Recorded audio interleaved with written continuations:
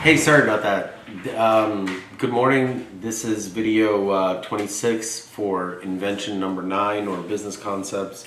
I really apologize for anyone that's confused. Please understand we live in a world of lies where a human being can create, invent, build, and profit on something. And the second that either there's a perceived weakness or someone wants to steal it and they have more advantages or ability to have the morals to lie under oath, they can have that taken away. So I'm taking very precise and specific measures to make sure that I'm able to not only track the human beings who pass along this video or disseminate it, but I can protect my concepts because they're worth a lot of money, and my goal in life is to provide for my children, not just for today or tomorrow, but long term. I have been insulted, I've been humiliated, I've been called things that you can never imagine, but that has never stopped me one time from completing what I really wanted to do, which is to provide for my family a long-term value in both real estate as well as business concepts that cannot be disproven. Please understand that right now, wait a second. It's a labor of love. That's what I say this is. It's not a traditional type of... So I did something amazing today, and hopefully it works out. It's I was surprised I had the courage without even thinking about it. And I went to Barnes & Noble and I bought a book for my nephew, and I don't think that... I don't know, I hope he keeps it. I hope he understands that it's about him and not me. And I don't have much going on in my life. My entire life revolved around my boys, and I find myself a little bit lost in the entire process. And here, check this shit out. I don't find myself lost now. Watch this. I don't know. It's the whole thing is just really paradoxical and sad, because on one hand, there's a big part of me that feels that everything happens for a reason, and it's like I was meant to parent and like just raise the kids by myself. It is what it is. But you know, I unfortunately, given the circumstances, I don't think that. Well, let's just say this, okay? I have nothing bad to say about my wife, and I learned that through the fact that I didn't have anything bad to say when we were together. My boys are really important to me, a lot more important than people actually calculated. And I really just simply don't have the option to do anything out of character, to instill some sort of violence or rage or anything like that. It's a made-up story, and it's really sad because essentially this could have been resolved. Oh, 2 at a time just won't work. Getting a little greedy over here. But it has consumed my life. I do like filming content that has nothing to do with my personal life, but at the same time, that's the whole point of all of this, is that rather than running away from it or pretending like it doesn't affect me, I deal with issues head on, and I try to encourage other people to do the same, because it's a much more noble way to address your issues and take responsibility. And this isn't big talk. Trust me, I'm in court. I'm yelling the whole time. I'm very frustrated. I'm extremely upset.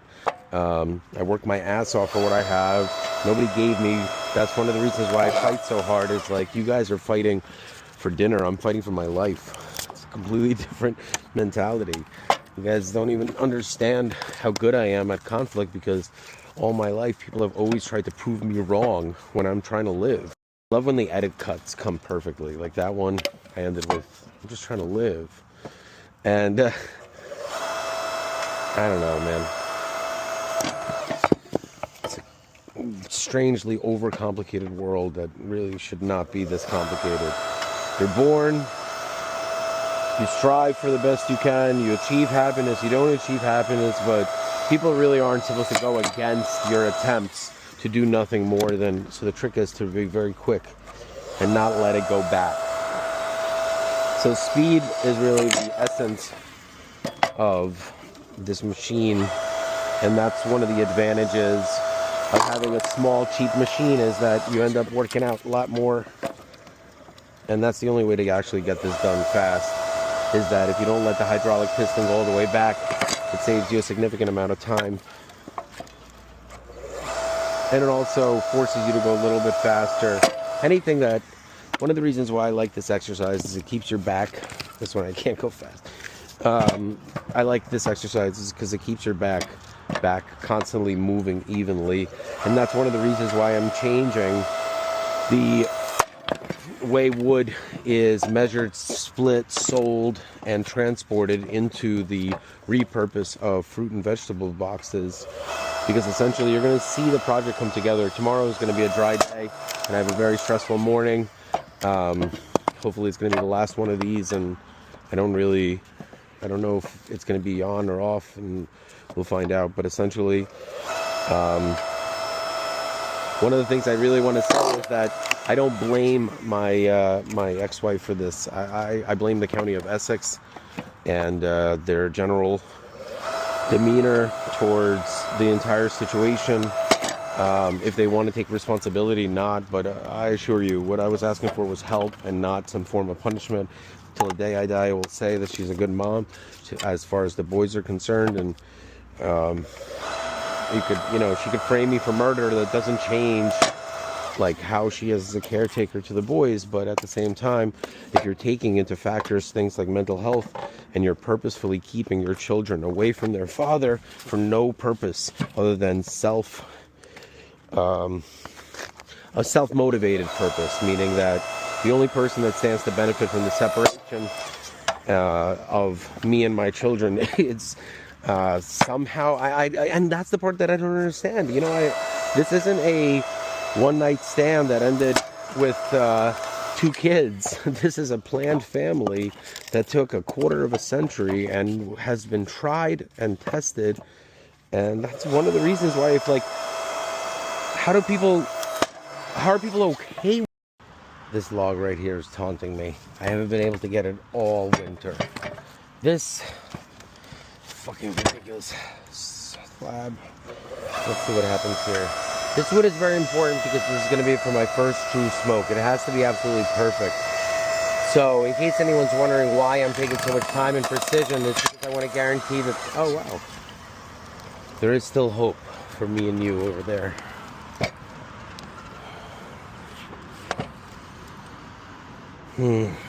Alright, well this one, we're going to have to use a little bit of good old science, no magic. Physics, it's pretty cool. A lot of people kind of dismiss it as one of those nerdy subjects that people don't really understand, but as you can see, minimal amount of effort put towards a solution that would have probably taken most people far longer with far less success. See how the flat side is the side that matters? Because once the wedge, which is once again the part that is the machine, this is a hydraulic piston. This is not a simple machine. This is a relatively complex machine. I mean, in the eyes of modern day manufacturing, it's not complicated, but the simple machine, the wedge right there, that's what does the work. It's the impact that it takes and the reaction that it has back on the wood that splits it, not the force. This isn't Star Wars. Alright. This is physics, basic. I mean, it's an applied math channel. But when you see what I've created, and you've seen that the whole point of the competition is to create the most with the least. So, it's a competition that I want to say I play with myself, but when you say I play with myself on YouTube, it really doesn't come out the way it really you really want it to in your brain. So I don't play with myself, but I play certain mind like math games in order to maximize output in business functions. And one of the things that I was saying to myself was, all right, look, everyone is going to try to steal absolutely everything I've ever earned with my own hands my entire life. I need to be able to show that a human being has the resilience to be able to create absolutely something out of absolutely nothing. as long as they have willpower. And sheer willpower is enough. If you are skilled, you have to actually be born talented. The things you see in movies are human beings that are born talented, find themselves in circumstances, and then work their asses off to show the reality. Good morning. How are you? Jamie, how are you? Good morning. Hello. Jamie, I decided that rather than having... So Mormon is a religion that I respect. Scientology is a religion I respect. Christianity is a religion I expect.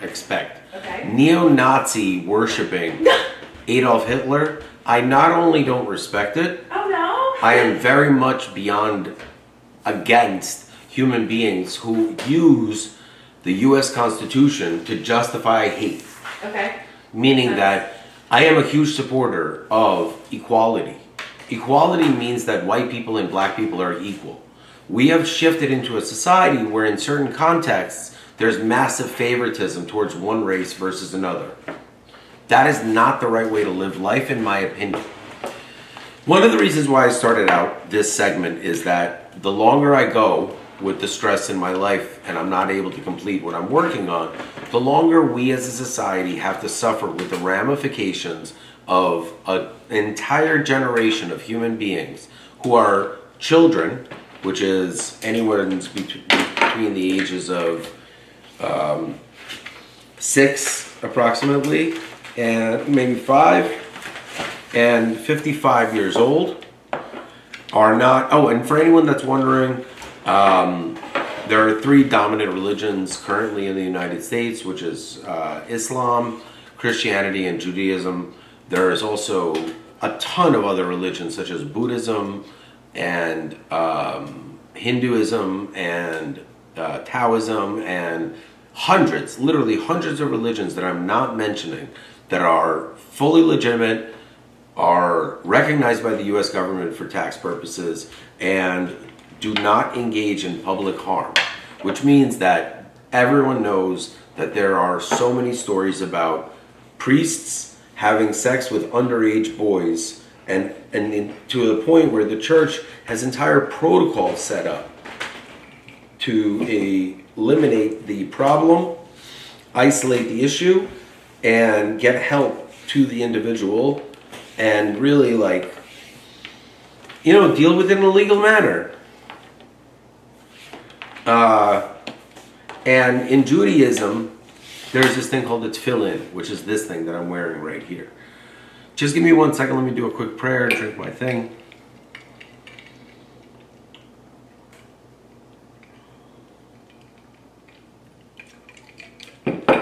Obviously, I can't do the entire prayer. It takes about 1 to 2 minutes to read the entire thing verbatim in a English format that phonetically sounds exactly like in Hebrew. But by doing this, I feel that I check off a box. And believe it or not, I'm a big believer in routines and honesty and the truth. And I did the tefillin for about 15 years.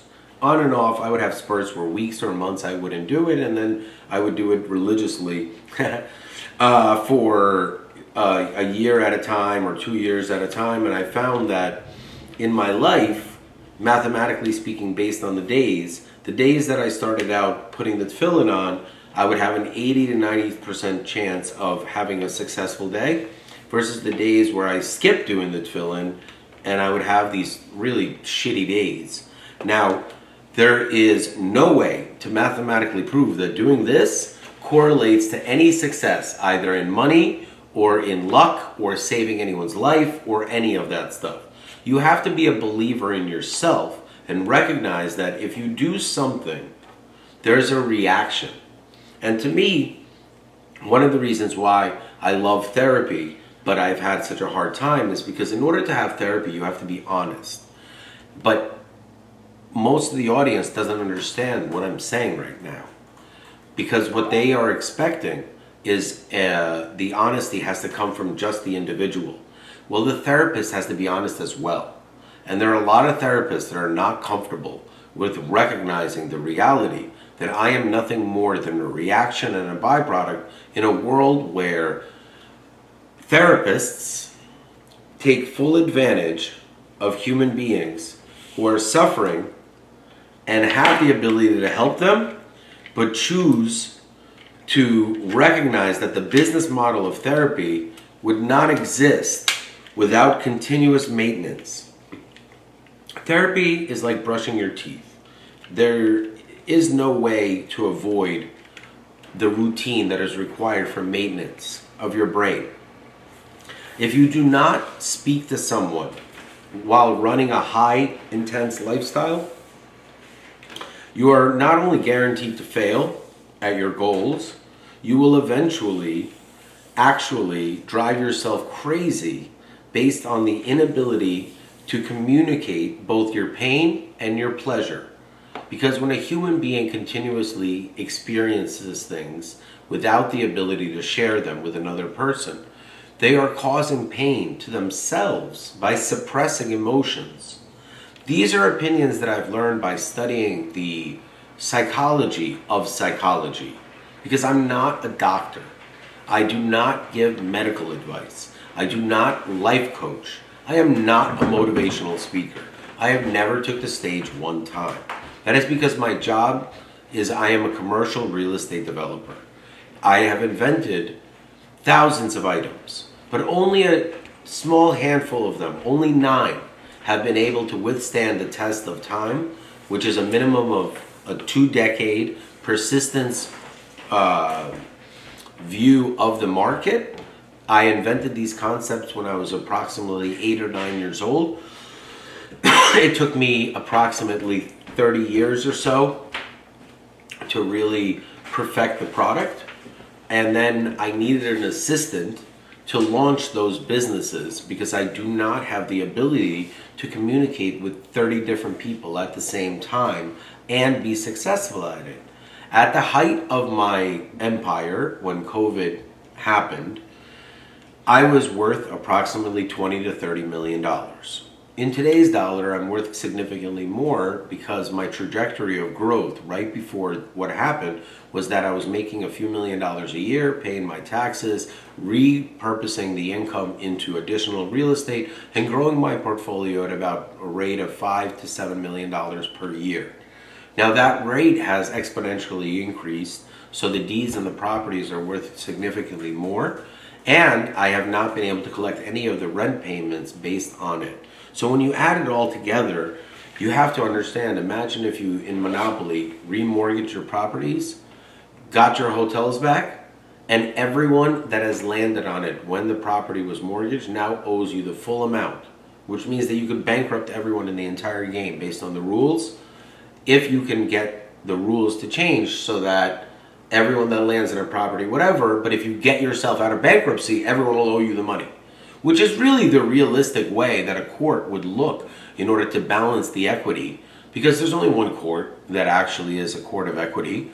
And if you don't know what I'm talking about, that's because you are either not a lawyer or you watch too much Law and Order or whatever, or Suits or whatever Kardashian garbage is being pumped out, that you truly believe that you're getting inside knowledge into the legal system.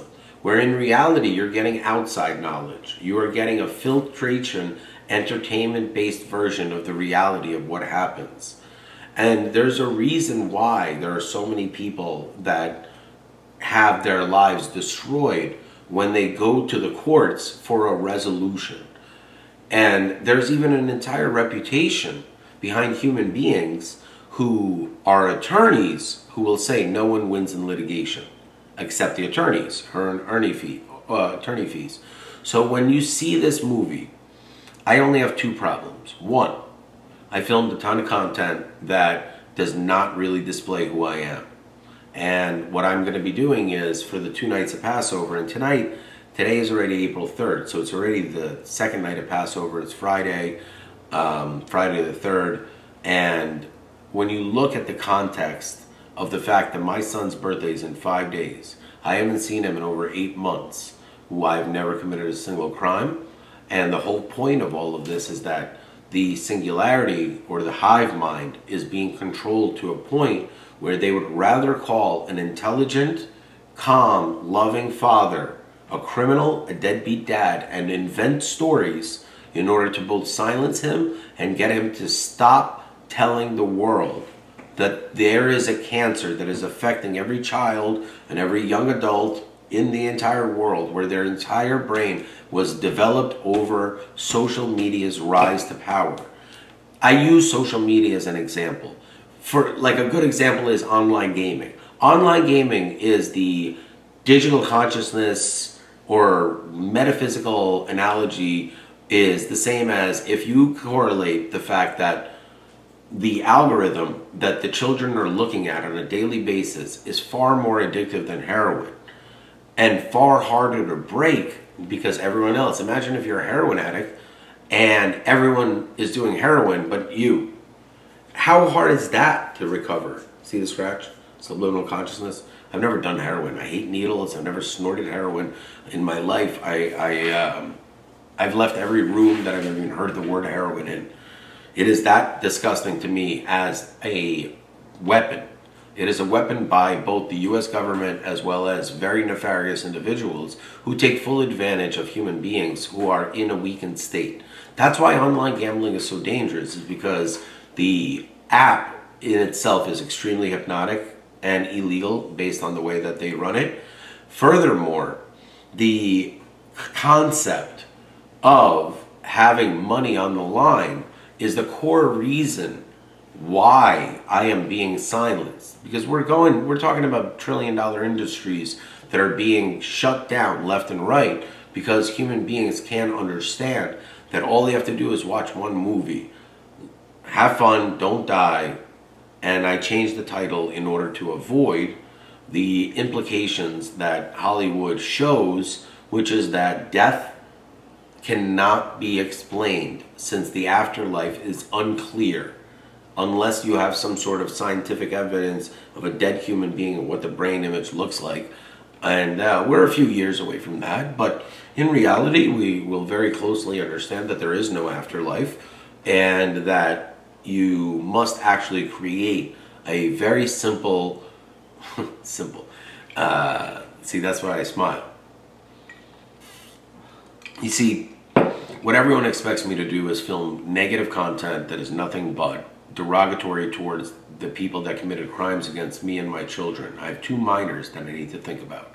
And I have a special gift on April 4th to the world that'll show exactly why my frustration is at not only a breaking point. I've already been broken. There is no more ability for my children to have a father that is not filled with so much anger.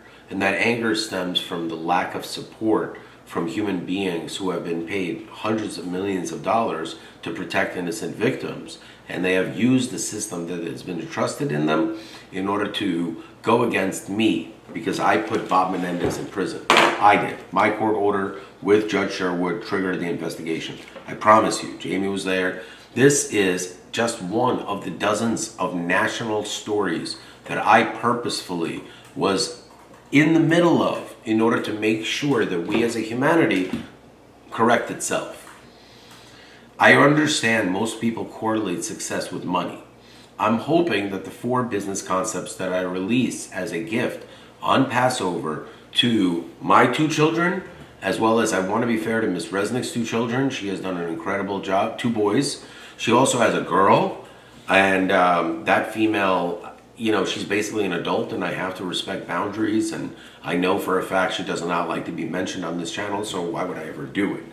The only reason I did do it is because I was suffering some very serious traumatic injuries as a direct result of human beings' actions that know me extremely well and knew exactly how to cause a visual stress on my face via a stroke that I had, which, don't worry, I went to St. Barnabas both times after the stroke, which can be proven via brain scans. So I had my brain scanned 2 years ago in order to show the before, and then you'll see the after, and you'll see that I had approximately 4 to 6 strokes, and the only visibility is the fact that I have permanent damage to my face with a raised eyebrow because of the stress that's been caused. That's how much I love my kids, that even strokes don't affect anything. one of the videos I speak with my entire left side or right side of my mouth, right side of my mouth, which is your left side, completely numb, and you're not able to do that or understand how I was able to do it, is because I'm able to have my brain move my muscles past the point of the Novocaine. I've never seen or heard anyone, based on the research, do that. It is not complicated for me. That's the point of what I'm talking about. A human being's ability far exceeds anything that we have shown ourselves. And over the last decade, especially the last 5 years since COVID, we have been completely frozen by the algorithm. Human beings who have never in their lives done certain things are in the middle of committing crimes while being a representative of both the court as well as the law. And they're doing this openly because the algorithm has full control over their thought process. There's no human that would ever actually believe that I, after a quarter of a century of a loving marriage and saving my wife's life number of times, she has $1 million jewelry collection, I'm a non-college graduate, earned everything myself, just turned around one day and started hurting people and doing drugs. That's not what happened. There's no world where this happened. It doesn't even make any sense. Do you have any idea how many people I've sobered up? One of my closest friends, he lives in Philadelphia. His initials are BB. I have another close friend that's name is BB. They choose when they want to be my friend. I don't do that. I am always their friend. You see? They choose to avoid me. It's incredible how little pay attention to repetitive motions and the small changes that they can make in order to maximize. Like when I'm cutting small logs, I would always use this little cheater. It cuts my entire time in half. Since the pressure is not high and they break themselves once they have a little bit. Since I'm getting them at the perfect moisture, just have to do. Remember good old Ken Newell, whose class I never took because my brother idealized a man who couldn't erase the chalkboard, and that's a different story. All right, God bless America. Let's see what's next. Fuck, this guy's next. I would do like a we shall overcome thing, but I think it's kind of racist for a white guy to reference that, since it wasn't a movement that really was started by the people that are of my color. Actually, the people of my color were the slavers, so it's a little complicated. Not me personally. Yeah, I'm gonna pass on this one. I'm gonna use the old noggin and go with much more manageable log and wait for this one. But this one I'm gonna leave on my side like this so it dries up a little more. I know it's gonna be a wet couple of days, but don't worry, it'll dry. I mean, I need a splitting maul, but I don't have them. The Livingston Police Department decided to drool all over them and blame the county. So I got that going on for me. What did you do today, guys? How was your day? I had a crazy day. I hate my badge. I hate taking it out. It's really embarrassing. Causes more issues than it's ever solved. After the YouTube channel, before the YouTube channel, I've taken it out thousands of times without an issue. After the YouTube channel, I want to remind everyone it's illegal to have a badge that's given to you by law enforcement, and or are you a part of law enforcement? I'm not really sure how to say that. Mine is 100% real, and like it's kind of embarrassing. It'd be nice to be able to solve your problems without threatening human beings, since people can't really understand that I'm a civilian that's trying to communicate, but it's gotten so bad that I have to identify myself as a good guy, and that's all I'm trying to do. That's it. That's all I'm trying to do. I'm a good guy. Just trying to talk. All right. And not being a cop and having all these movies out that, like, when you hear the word federal agent, blah, blah, blah, like, only Seinfeld recognizes that Newman was a federal agent. Now, see that rack right there? You won't imagine what idea I have, nor will you understand why it's so important, because unless you've purchased firewood, experience the frustration of not being able to communicate that what you have purchased is not what you received. And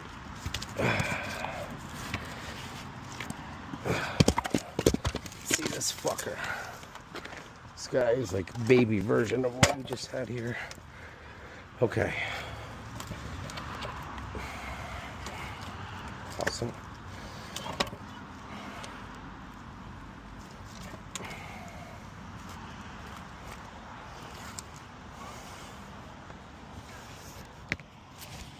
It's hard work being this hardworking.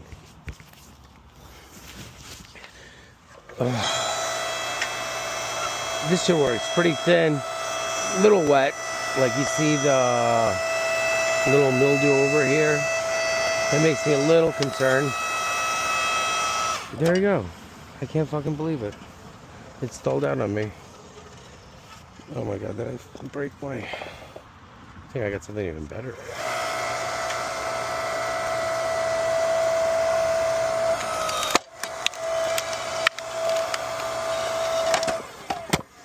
Satisfying is an understatement. And I guess that's what happens. I mean, the yellow color. I should be wearing pants, but I just need to be more careful.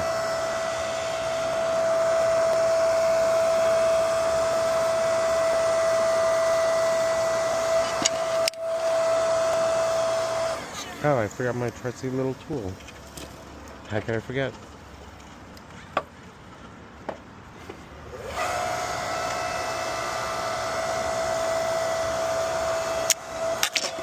Oh, see, doesn't work every time. Only 50% of the time, 100% of the time. Now, let's try this again.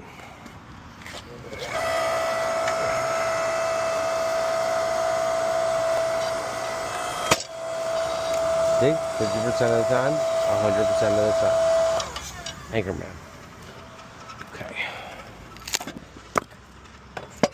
Now we could use these pieces kind of together, and the reason why I do that is because it allows me to focus on the actual unit instead of jumping all over the place. And these thick little guys are really good once you have a smoke going, and they're a lot better than you would imagine. Here, this piece, see this right here? I'm going to start developing this into a groove so that it matches. Because of the responsibility that they have to recognize that when they needed help, I was the first one to help them. But when I, God forbid, needed help, they don't pick up the phone. Because they judge me based on this character and my actions without knowing the truth. And that's not real friendship. But that doesn't mean that I'm going to abandon them. Because I don't have a relationship with them. I have a friendship. A relationship to me is a male and female thing. I've seen text messages where friends send to me, I ended my relationship or friendship with someone. I'm like thinking to myself, yo, you first need to be in a relationship and think about it to end it. If I didn't want to have somebody in my life, I wouldn't tell another person that I want that person in my life. Because then I do want that person in my life. It's like anti-Semitism. If you're anti-Semitism, you're actually a Semitic person. That's the whole point. That's why white people who are so guilty of racism are the first people to point out other people are racists, because they themselves know that that's their biggest fear. So if they think that's their biggest fear, they're going to project. And sometimes they're going to projectile vomit everywhere. And that actually happened to me in a literal setting. And when I say I make movies in real life, I don't just make movies in real life. If you watch the movie, Live, Have Fun, Don't Die, I'll see you tomorrow. That's not the title, but the point is that there are two male characters. I have a personal life. My brother's name is Scott, my brother's name is Mark, and my best friend was Scott. If you look at that movie, and you look at the man, which is his title, and my nickname was always Dan the Man. The only person that ever heard that in Hanukkah was Dan the Man Marino, and he was the man. He's an amazing quarterback and a great actor and an awesome, like, just dude. He also did a decent job for a few years with Anthony's Coal-Fired Pizza until you realize that he's a actor and a quarterback and not an entrepreneur. And Unfortunately, Anthony's Coal Fired Pizza didn't exactly make it to the point where the vision is continuous. And one of the reasons for that is there's a company called Pizza Hut. So if you add Pizza Hut and alcohol together, that doesn't make it a better Pizza Hut. It's still Pizza Hut. I love Pizza Hut. I love Anthony's Coal Fired Pizza. But a human being must understand that real estate is the most important part of small business in America today. Anthony's Coal Fired Pizza invested in restaurant spaces. They didn't invest in real estate. Had they invested their money in real estate and ran the restaurant out of zero sum, which is what I do with Drake's, they would understand that the money is not in the profit, it's in the decisions.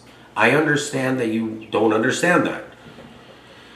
The business concepts that you're about to see, you'll see a shitload of my opinions and anger rants in the middle of it. For that, I do apologize. I'm a human being. I am not a human being that is able to continuously work, be insulted, be harassed, beaten, thrown in jail, robbed, and then continue to turn a profit. It's not only unrealistic, the fact that I'm willing to share a small glimpse of my vision in order to trademark, copyright, and protect my ideas, since literally everyone steals everything I have. So how would you act if everything that you invented and created was original and everyone you knew that you trusted with it has stolen it from you? So here you go. Here is the next phase of one of the $9 billion business concepts. Please remember, you're going to see it all played out in a 2-video format. That is one of 9. That is only one of 9. And please understand that it is not, you know what? The truth is, it's actually 2. It's 2 separate concepts because they're just too vast and too important. And what I'm first going to do is one video, then I need a little bit of a rest, and I'm going to do a second video after that because I've been working my ass off on a number of matters. And if you look at the actual context of what I've created, and in short term, I can't really give it away. You have to watch it. So wait, watch this. The problem with this whole thing, it's so quiet. It's Sunday night. I forgot it's Livingston, New Jersey. The world ends in Livingston on Sunday night at like 7 p.m., especially in the summertime. Talk about ghost town. People just don't go outside, especially nowadays with the phone. It's just like they get curled up, they pick their favorite show in the background, and they just grind it out. Instagram, YouTube, whatever you want. You'll see what I do with all this. I know it looks like a mess right now, but you just got to give me a chance. I've got a plan. So this is the best way through to use one of the logs, and I'll end up making one like a custom wide one that just is a custom fit, maybe like a piece of titanium or something with a little bit of teeth so that it doesn't run around. Okay. Now we're going to get to a little bit more serious. So this log, I could not split it before. I don't know if anyone watches these videos and what I show, but let's see if now I'm able to split it. And as you know, the log splitter is broken, so I have to measure it. But I don't think it's going to be enough. Maybe it is. I don't know. We'll see. Wow. Funny. 1 week drying. But here, this is where I really need this piece. Okay. And you see how it spreads out the point of impact? That's really where the success of this product comes in. See, like that. I'm gonna save this guy. Maybe even name him. That's how crazy I am. But you know what? My kids love me. I know I love them. There's no confusion here. And I know that this is one of those things that just will pass. There's nothing I can do about it. I could just continue to tell them how much I love them, how much I miss them, how bullshit this is. And God always wins. I don't know. Sometimes it takes a lot longer. Sometimes it's fast. But it all ends the same way. Forward or backwards, same thing. Always two. I don't know. These are not yogiisms. This is Dan Reese's original material. That's why I'm hoping that my nephew, Jackson, enters my life on his own volition. And, well, obviously he has to. I can't, you can't have a coherent, forced relationship with a grown human being.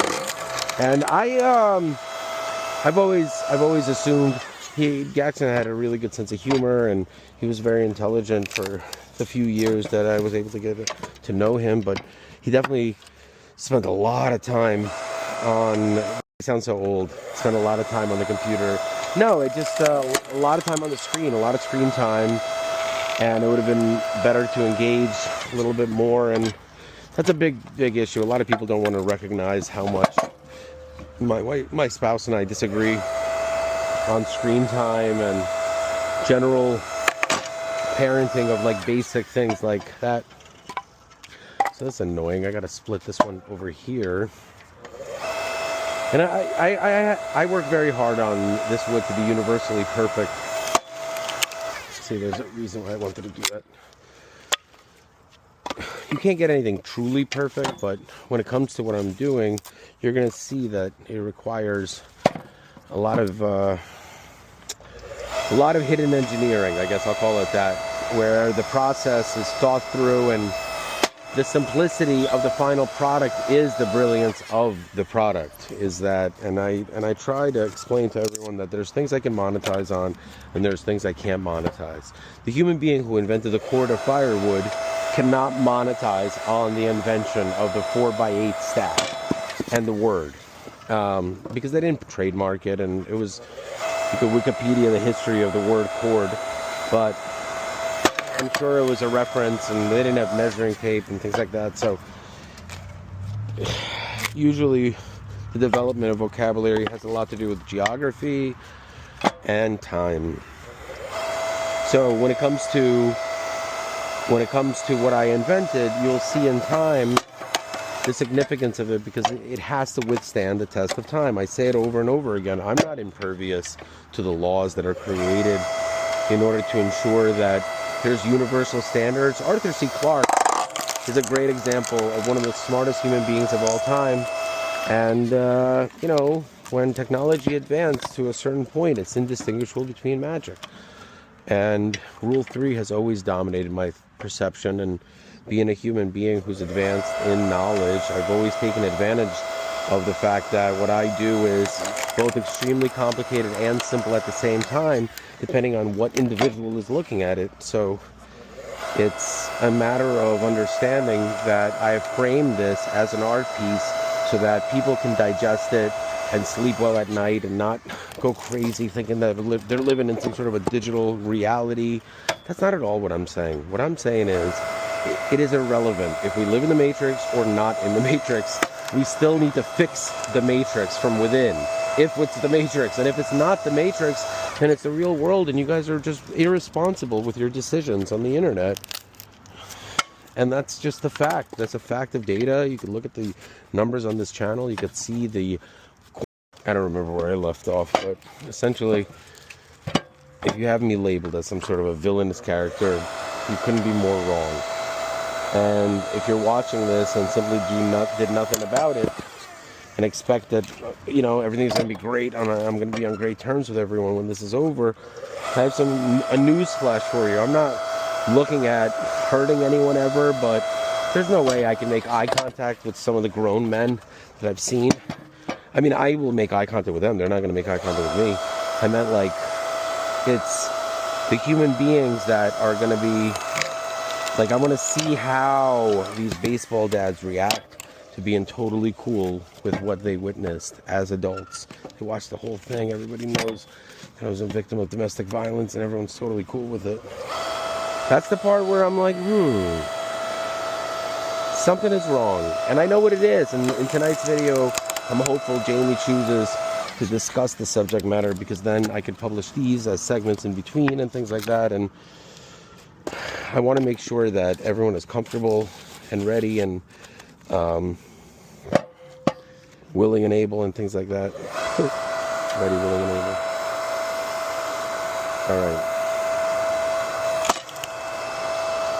All right. So it's getting dark out, and it's a beautiful night, actually. And that's the whole point of this exercise, is that rather than, oh, by the way, I knew Connecticut was going to lose, especially when Duke was up so much. Let me see. And it sucks for all you Duke fans out there. For some reason, you believe that your school is better than other people's schools. A lot of colleges believe that. I think that's the whole point of college. But in Duke, there is a very strange sense of both. It's like a paradoxical environment, because what they are is like the anti-Ivy League school, meaning like they possess all, or if not more, of all the characteristics that are required of an Ivy League caliber university, while at the same time like really straying away from the tradition. It's a great university. I mean, you won't hear me saying a bad thing about Duke University, but the people that go there and the culture that's fostered is... My brother went to Duke. I spent a lot of time there, in case anyone was wondering how I know so much about Duke University. And they had a really nice library. It's a long story. Ugh. Every little exercise that you do after the age of 40 is very healthy in a repetitive sense, when it doesn't cause too much strain and it's done for a purpose. Everything I do is purpose-filled. I hope to be able to film or produce the Manosphere segment. Is truly the most fascinating one for me to really dive into and hear Jamie's opinion on it, because shit, do you think this naughty piece is ready to go? No, I do not, actually, Daniel. Do I feel like lifting this? Oh, I don't have a choice. That's what it is. See, if you make it that you don't have a choice to do something, it makes it much easier to do it. It's not going to split itself, I assure you that. Alright, hopefully, let's get this BD energy. Oh, come on. I lifted all that for nothing.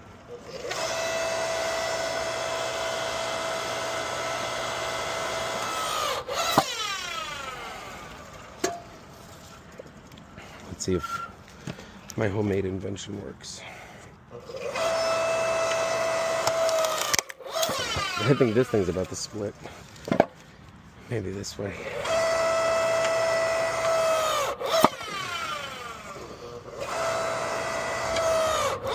Can't do it. Alright, we're gonna wait this one out. Take a different... Oh, amazing. It's completely stuck. Alright. So let's take another piece. Whoa. That's from the same batch. So what I was basically saying was, when you're dealing with carrying firewood, the biggest misconception is that when you carry the wood carrying device that looks like it's very easy to carry, it's actually extremely bad for your back. Let me explain.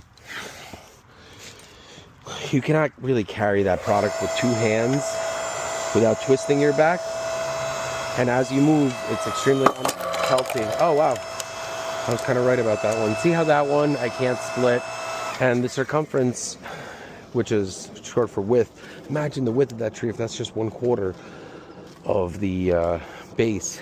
And the circumference, what happens is, the thicker the tree is, the less it's able to dry. And remember, when it's hitting it on this machine, it's hitting it at the center point, which is the least driest part. So, oh wow, it's so beautiful and satisfying at the same time. I don't remember what I was actually talking about, because I got so distracted by trying to get this done before it's fully dark out. Let a little spider go.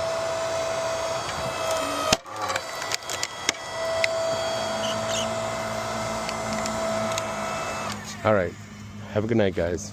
I gotta go film a little more segments. Sorry for the silence of the last video. I'm really excited to show everyone what I've created, and whether or not you like it or not, or I don't know, but it took me a long time, and I have over 200 really unique inventions that, in my opinion, will change the world. But I would need to first actually get people to listen. A lot harder than you think. Trying to help people out while they're trying to hurt you. All right, what do you guys think? Huh? Oh, I forgot you can't talk back. That's right. I mean, this looks good. What's wrong with this one? Heavy as fuck. But, I mean, it's not going to split itself. And remember, we want the flat side against, not the wedge, I guess. The piston, right? That's what I wanted to say. And we want to get the bottom, the flattest part or the worst part, right here is the best part. So, whew. Great workout, Robert California style.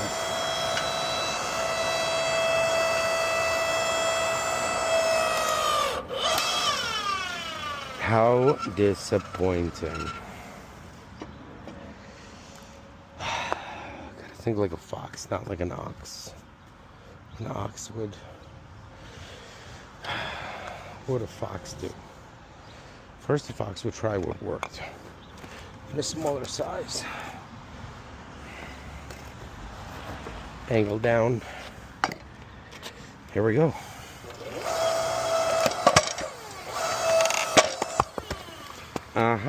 Complete opposite of what we wanted. You know, sometimes backwards thinking is the way to go. And now you would say to me, hey, you just told us to put a flat side. Well, if you fail, you need to have a plan B. Obviously. Here's plan B. Let's see if it'll work. No. So this is the red oak and it's just not dry enough. It's not dry enough. So that means that now I'm going to go ahead and construct the project. And that will require me to take a little bit of a break. I mean, I'll try one more thing. Just to see if there's a miracle out there for me. Not tonight. Good evening, ladies and gentlemen. Ms. Resnick, how are you? Hello, thank you so much. If anyone doesn't know what these are, you know what? The camera's too high. It's so used to me not sitting down, but it's late at night on April Fool's, and I'm sure all of you are wondering what I'm going to say. And the truth is, it gets greater later. Unfortunately, a certain person, not to be named, has decided that leaving my children homeless is in the best interest of them. So when that happens, I'm not able to perform. And when I'm not able to perform, it means I'm not able to do my job. I'm not an artist in the traditional sense. I'm an artist in the real sense. Meaning that what I do is absolutely unique. I don't charge a penny for it. I help human beings get through some very difficult times in life. And I am very good at what I do. And I do myself. Now, that being said, I am a federal agent, but I'm not in law enforcement. That's a very important part for what's coming up right here. Because I'm going to teach you something that you've never learned before. You ready? I'm ready. You see, Jamie? What's this? Dan's nuts. All right, and this is a bowl of Dan's nuts. Yep. Now, here's the problem. You see this? Mm-hmm. I asked you once for a bowl of Dan's nuts, and you served me a bowl of Dan's nuts. So, have you ever served anyone before? Yeah. Like in a game? Yes. What game? Tennis. Tennis. Yeah. And then when you receive, what is that called? What do you mean? You're receiving service. Yeah. Receiving right? service. Yeah. Okay. So when you serve someone, Mm-hmm. it is basically the same thing as servicing on someone. Yes or no? Yeah. So when you brought me these, there were so few of the loose ones, and there were so many of the shelled ones. So I'm going to teach you how to service Dan's nuts. Okay, please. And I'm going to teach everyone at home how to service Dan's nuts. Oh, excellent. Because serving something is not real the proper way to say it. It's how to service something. And you want to maintain the product. So here's the biggest problem. When you have Dan's nuts, all of the loose pieces go to the bottom. So unless you store them upside down completely inside of the closet and then flip them and take them out, you're never gonna get the right consistency until the last batch, which is almost all kernels. You're right.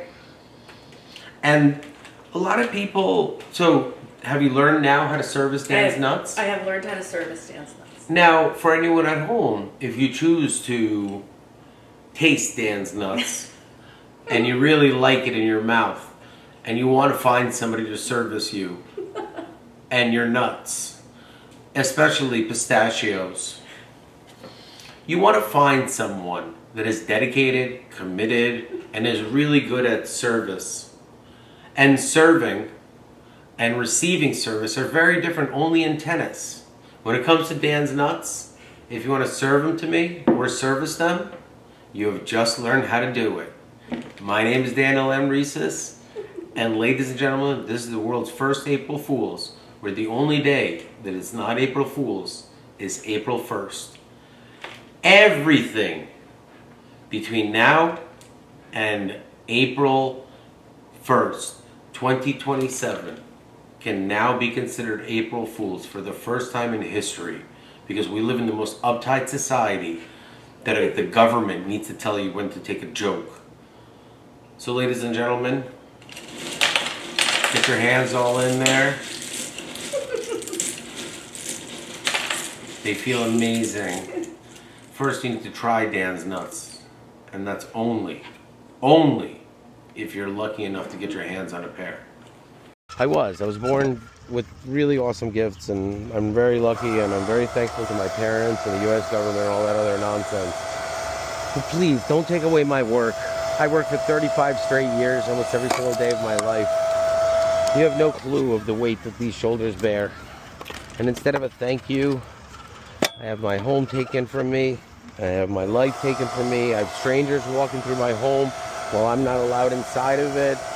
This is all retaliation because I took out the most powerful, corrupt human being in the state of New Jersey. And you know what? When you're involved in big boy games, there's big boy consequences. But there's right and wrong, and this is just wrong.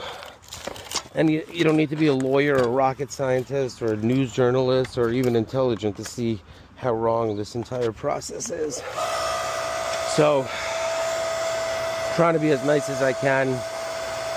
I'm trying to express that, hey, you're dealing with some serious criminal penalties, and my goal is to keep everybody out of jail. Jail is a horrible place. I had to visit it as an innocent man 31 times. I can only imagine how much it sucks being guilty and having to live with bear the burden and the shame that you caused the circumstances that you're in. See, I had the luxury of being there without causing the circumstances, so a big part of me was very much freaked out and scared, but another part of me was very confident that the law will prevail because I worked my entire ass off to make sure that the judge that really took care of this and the public defender's office and my attorney William Kelly, they really did an incredible job. Here's the physics part again.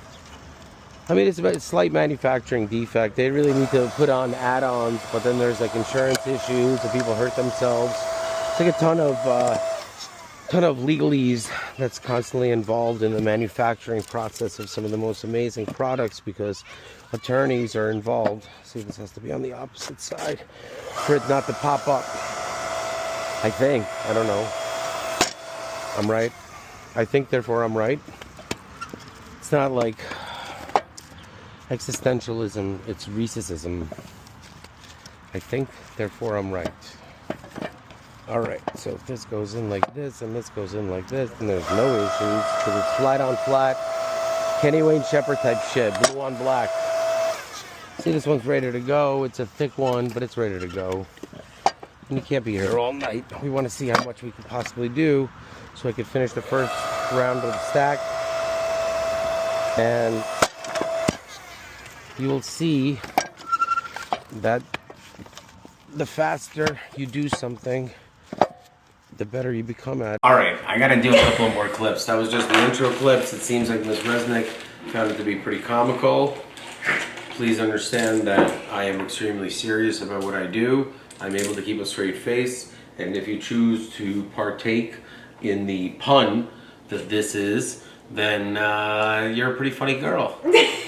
And you have a really good sense of humor when everyone else is so uptight that they have to wait for April Fools. uptight. And I did some really amazing things today. And I Yeah. didn't lie and I didn't do a single thing, but I did take out my ID for the first time in years in a civil capacity, only to try to mitigate the situation and try to speak to a doctor who did some really illegal things. Really? And the only reason I'm not talking about it is because I'm pretty sure that Ross introduced me to this doctor in a parking lot once. No shit. Yeah, he knows who I am. And I want to make sure that this is not the doctor that I met, because the last thing I want to do is create for sure, issues, for sure. put myself out there, discredit him. But I know for a fact that he lied. Yeah, he did. And it's a really big problem when it comes to both medication, general health, HIPAA, a lot of other elements. And if you don't know what I'm talking about, take a look at the movie or the show Elaine's Chart in Seinfeld, where she's constantly problematic. Uncle Leo's involved. I believe the episode's called The Wallet. I'm not sure. Ladies and gentlemen, I am a human being. I am a human being who has challenged himself to make the most amount of money or create a business or a product with the least amount of money invested. I use $0 and 0 cents to create what I'm about to show you today. One of the greatest parts about this channel is that you yourself will never know whether or not I'm telling you the truth, even if it can be proved 10,000 times over. Because for you to accept reality means your entire world will burst. The bubble will burst when you realize that I'm a good guy, I'm not lying, and I'm in an extreme amount of pain. And anyone who doesn't understand those three things, the most basic core elements of a human being, does not deserve to make any decisions on anyone's behalf, let alone work for the US government. Does that make any sense? Preach. Hell yeah. Now, what I invented, you will see over the course of a voiceover where I have to show you images of the way I started the project, as well as the cutscenes, like this. Now, when you look at the reality of what's going on, I currently have 16 business models that are worth more than $1 billion. In my personal opinion, I will narrow everything down to nothing more than a barbecue business so that I can focus on my real estate and reestablish myself as one of the most dominant forces in commercial real estate in northern New Jersey. In order to do that, I must have the court's attention. There is no territory that I'm comfortable in the state of New Jersey other than federal court. Ladies and gentlemen, get ready, because I'm going to take you for a spin. And I don't lie. What I do, no one on earth can even come close to trying, let alone being successful at it. And if you find my arrogance to be annoying or something that you want to break the law against, that is because you yourself are too weak to accept the truth and the reality that what I'm speaking is the truth. I've been saying it for 6 fucking years. I've been with my wife for 25 years. These numbers are irrefutable. If you want to invent a story about me, invent something that has some evidence. Because call me crazy, I live in a world where there's a country called the United States of America where human beings have something called rights. In that country, I was charged illegally 6 times for landed me in county jail for 31 days, and all those charges have been completely dropped except 2 municipal and a third one that was downgraded to municipal, and all I want to do is take all of them to trial because there's no evidence. And unless I get a record of a trial, I can't get the prosecutor's office to verbally lie. They just refuse to go on the record. Have you noticed that? Yeah. They do not speak in court. No. So I challenge them. We have municipal court coming up. Let's see if you have the audacity to lie in front of a judge. Me personally, I can't do it. Never have, never will. It's not my style. You might find me irritated, you might find me angry, you might find me extremely difficult to deal with, but please, let me know when I'm wrong. And then we can have a conversation about my behavior. Because I'm wearing a t-shirt and you're wearing a black robe, that doesn't make you a better human being. That makes you an equal human being by law. There's actual laws designed to make you an equal human being, designed to judge other equal human beings. Because that is the only people that can judge, are people that are neutral. I haven't seen a neutral judge in decades. Literally. There's a handful of them. Judge Mellinger, who's on the Board of Mental Health in the state of New Jersey. Judge Sherwood. Judge Fullilove. 3 so far. Right? Are there any other judges I'm missing? That are good ones? Yeah. Well, I can't say Judge Raven.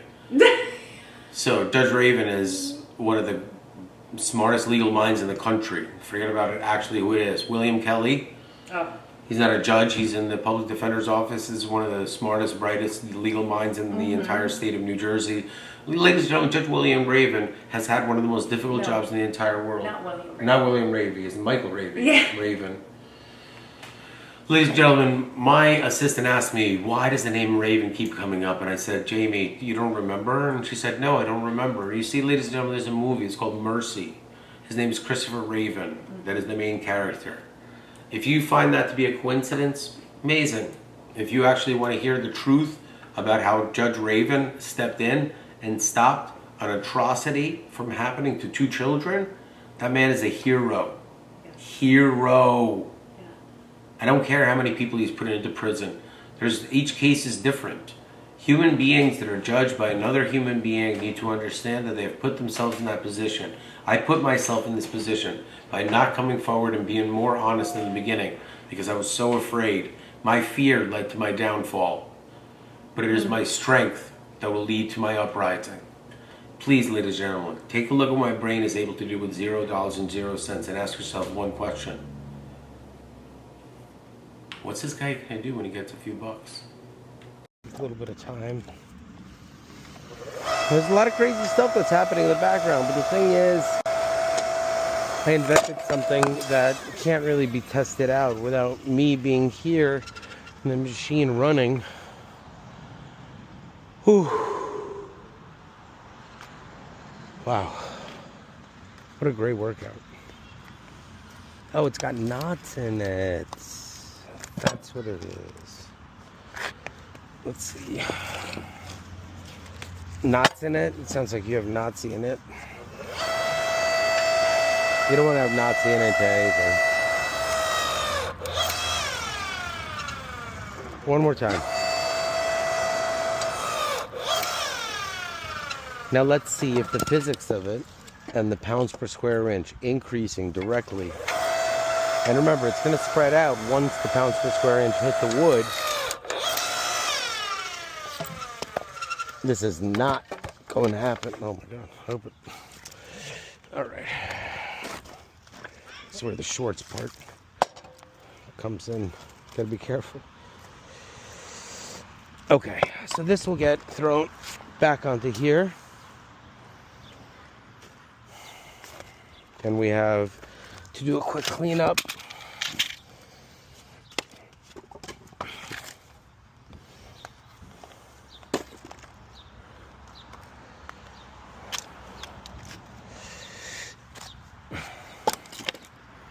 Yeah, these little bricks, that's what really keeps the fire pits longer. Majority of people don't really consider the fact that such a huge market has shifted from the indoor fireplace to the solo stove. But the wood industry has not caught up at all, actually. The opposite. It has gone backwards. It has charged more for logs that are worse. And as everything else, as labor prices increase, the quality of the product will skyrocket or decrease in order to account for the market. Whew. All right. Granted, I'm bleeding at this point, but I need to find a new log because I got to continue, and these are too long, and I haven't bought a chainsaw yet. But this little guy, what are you doing here? Look at how cute this little guy is. He's like calling my name. He's like, what about me, Daniel? I could fit perfectly into here. You're right, little guy. I'm gonna name you Daniel. You're a great man.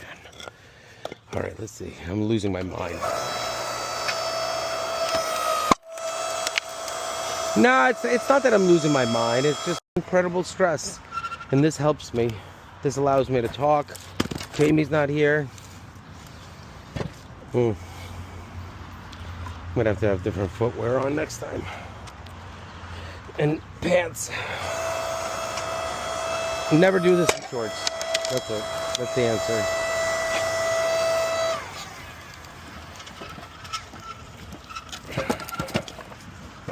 Okay.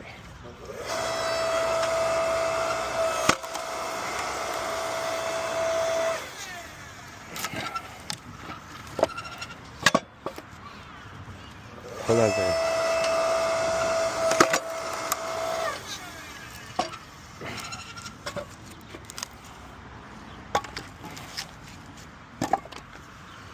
Okay. April 1st, huh? I wonder what is coming tonight. I wonder what is coming tonight. I wonder what is coming tonight. It's very exciting. Okay. Let's see.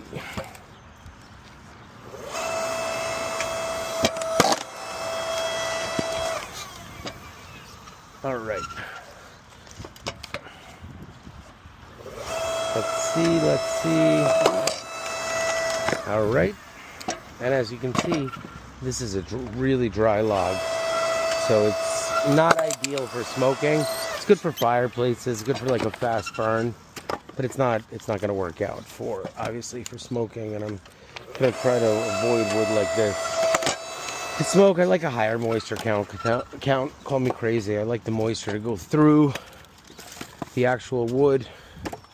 And as you can see, let's see what I'm doing. You'll see why I'm throwing it randomly up there, because the first one requires a little bit of engineering and trial and error. And then you will see something really cool.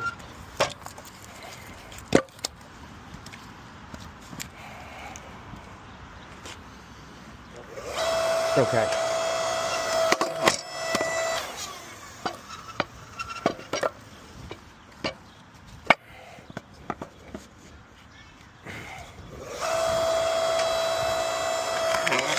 Okay. Let's see.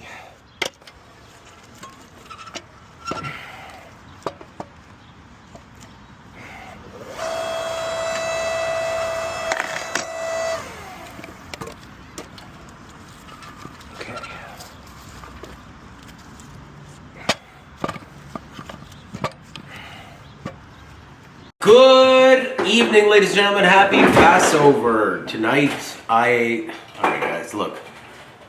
I gotta just cut the crap and be myself. You have no clue of what my life has turned into over the last 5 years, just because I wanted to speak the truth, and I took on a lot more than I can chew. I thought that this mission, or whatever you want to make fun of me or call it, was going to be far easier, because here lies the President's Golf Clubs. I am a non-college graduate that has been in the middle of 24 of some of the largest cases in U.S. history, both publicly and privately. I've kept my life a secret for 20 years from my closest friends and family. I made a huge mistake. That mistake led to something incredible happening. And one of the reasons why I say this is because I find myself not being able to, there's a lot of people that subscribe to past lives and futures and things like that. I don't have any memories of my past life. I only remember from my first consciousable memories, which is my father bringing in a watermelon over his shoulder, and for my one and only birthday I ever had, which was my 4th birthday. So I remember somewhere around 2.5 to 3, but my 4th birthday, and it was in my backyard of my dacha, and that was my only birthday party I ever had as a child. Did you ever have a birthday party? How many did you have? A lot. Oh, cool. Yeah, was it fun? Yeah. Yeah, I never experienced that. But I will tell you that because of a lot of the trials and tribulations that I faced, it made me a much stronger man. And ultimately, I'm gonna completely make it completely as simple as I humanly can for you. If you're able to actually spend 2 hours off your phone and watch a movie called Good Luck, have fun, don't die, and take a moment to recognize two very important factors. Number one, as an artist, I face copycats all the time. So you will find yourself in a world where many people will start YouTube channels and say, hey, I'm from the future, we need to put our phones down, and you'll see other podcasters start talking about how serious. By the way, with these glasses and this mustache, I totally look like if I take the glasses off, the mustache will come off at the same time. You know that, right? Yeah, it's like one of those things. And you know what? I have real estate in this portion Yes, of you my do. life. So look, all right, fine. This is the real me. I don't even know who you are. Well, I mean, you had 6 costumes for me. Could I have one of those costumes? Yeah. And I know that what I'm about to do will make me unrecognizable, and the things that are kind of about to come out of my mouth. Not in this video. This video is Happy Passover 1. Happy Passover 2, which most likely will be filmed tomorrow. Now that one, I assure you, I wanted to wish somebody a happy birthday on April 1st. Didn't work out. My house is apparently being sold without my consent because of a family judge who has decided to take it upon herself to equitably destroy my life and make my children homeless. Look at that. Imagine if... Hi, who are you? My name is Dan Reed. I can't do it. You know? Either you're a toothpick guy or you're not a toothpick guy. Yeah, you're not a toothpick I'm not a guy. toothpick guy. It's not that I... Stop. I have great oral hygiene. I actually just had... get in the way of you talking if you had a toothpick in your mouth. Well, first and foremost, why do I have a toothpick in my mouth when my teeth are clean? Why do I have a piece of wood in my mouth? Like, who could benefit? I don't really know. I'll tell you a great story about that. So, a lot of people find themselves addicted to nicotine like myself, and they have some intelligent person says, you know what, you might have something called an oral fixation. You might just be addicted to the act of constantly doing something like this or whatever. There's a negative sexual element that's associated with it that I'm not going to go there, but essentially they're human beings with oral fixations. Totally normal in an analog world where people spoke. It's virtually impossible to have an oral fixation in a portable electronic device obsessed world where your brain is focused solely on a more hyper addictive, far more sinister base. For example, vaping versus smoking cigarettes. The algorithm has told children that vaping is okay and smoking cigarettes is bad. I have some news flash for you, ladies and gentlemen. There's something called the FDA. It stands for the Food and Drug Administration. It requires 7 years of test study. The majority of the vapes that come on the market don't pass a month of market research. You have kids that are being extremely, extremely hurt and poisoned. Adults, they can do whatever they want. It's America. There are no rules against what you ingest in your body.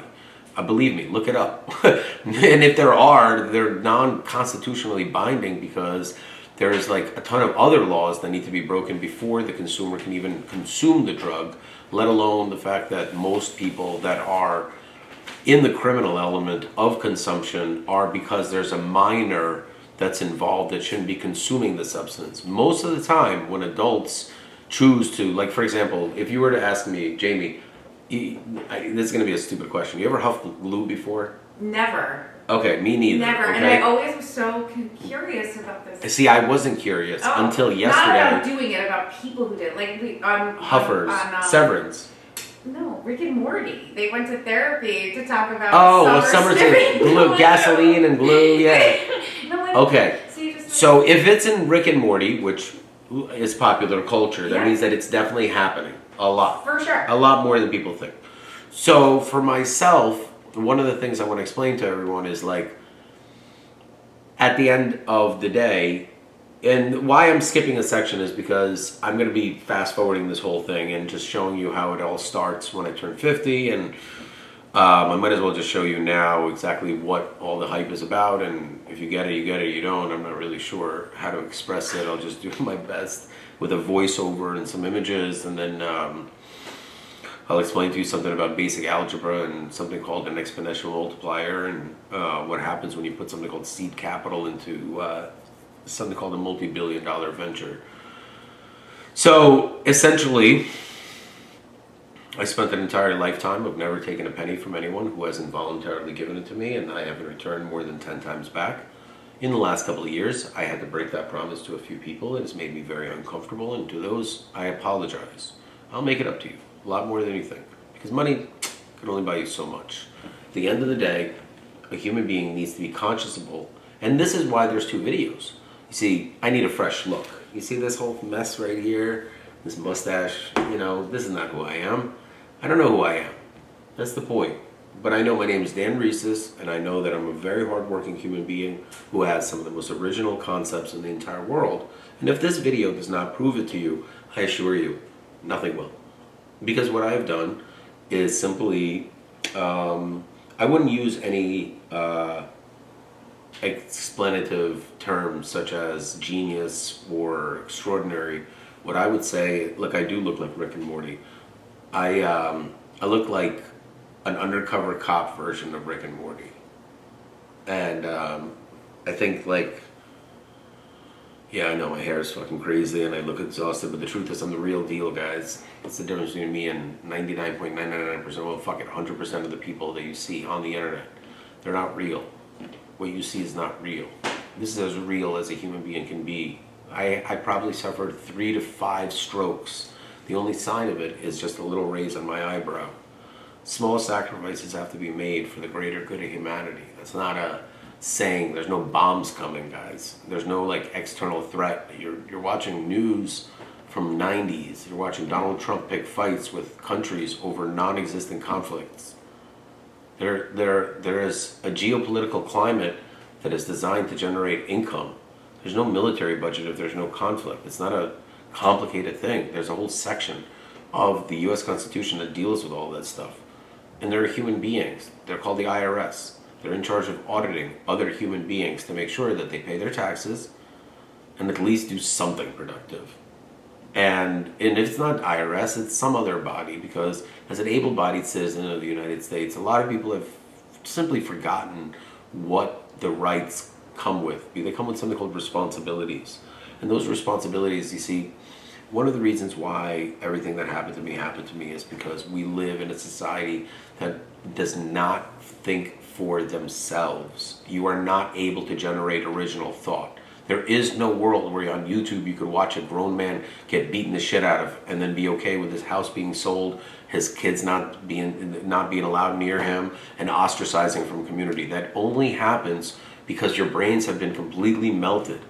This is not who you people are. And when I say you people, I mean rich human beings. Human beings who control the dichotomy of our worlds. This little microorganism that we call our human life, we are a speck of dust. Boom, up, it's over. Especially in the grand scheme of everything.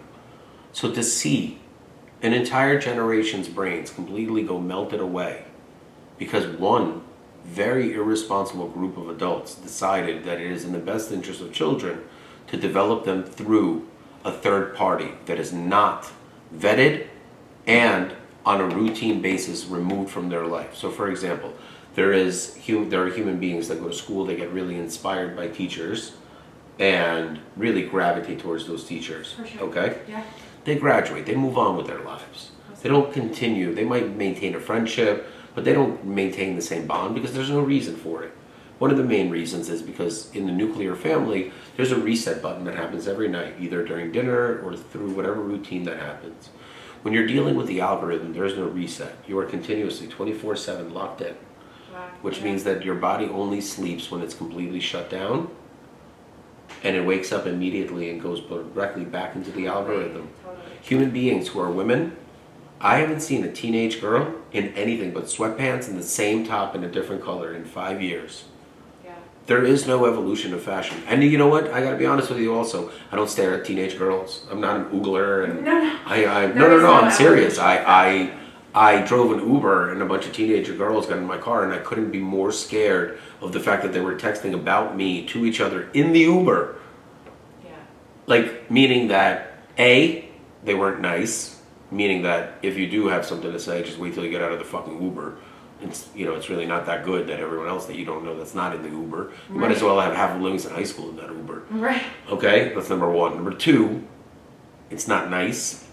And the fact that I have to say it twice is because, I do not like bullies. I don't like social bullies. I don't like intellectual bullies. I don't like material bullies, money.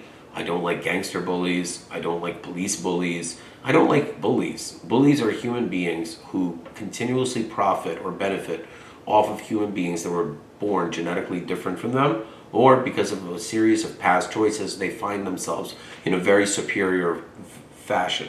For example, many doctors and lawyers, because they worked really hard at a young age, got a diploma, and continue to follow all the rules, find themselves with a massively inflated ego. Do you agree? I think that once they get a degree, they immediately have an ego. I think that every case is different, truthfully, but I think right. as a generalization, I found myself to be at the mercy of a lot of bad lawyers, and I think that there are good lawyers out there. It's like the same thing as police. I just think that people don't really understand it's not the 70s, and I'm not Serpico, and you can't reform police. It's a system.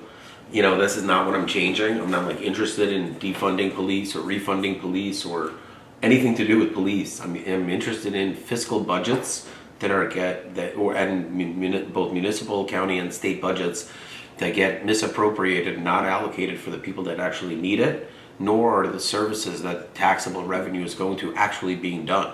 In what context? In almost every context, other than if you're a violent criminal, you get taken in the away. court system you're talking about. There's a lot of law enforcement that is good. There is a lot of law enforcement. This is where the miscommunication comes in. Let's do it. Okay. Clear it up. Most police officers that I've met in my entire life, I would say I've interacted with about 2,000 police officers. Okay.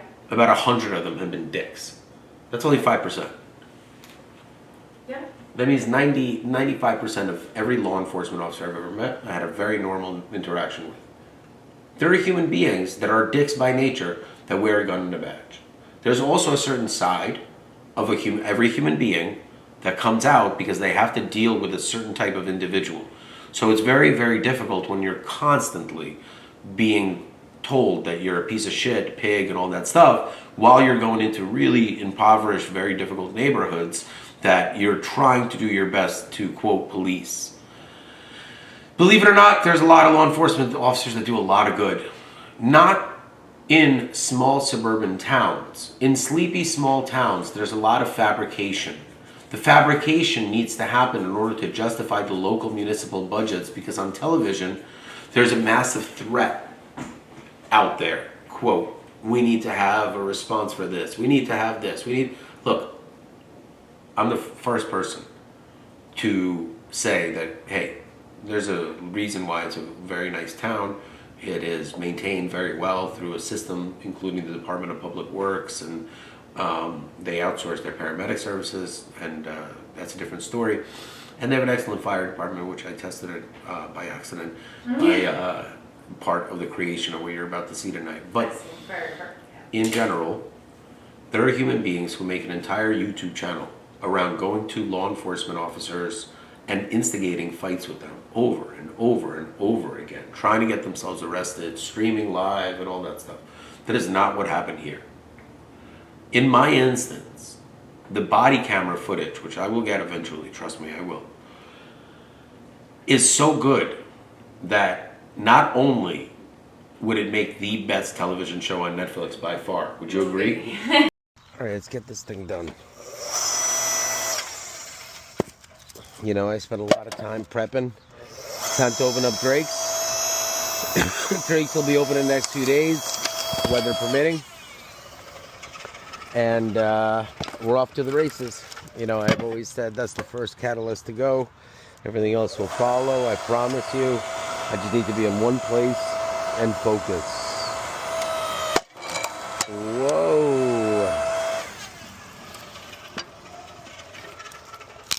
Okay. All right.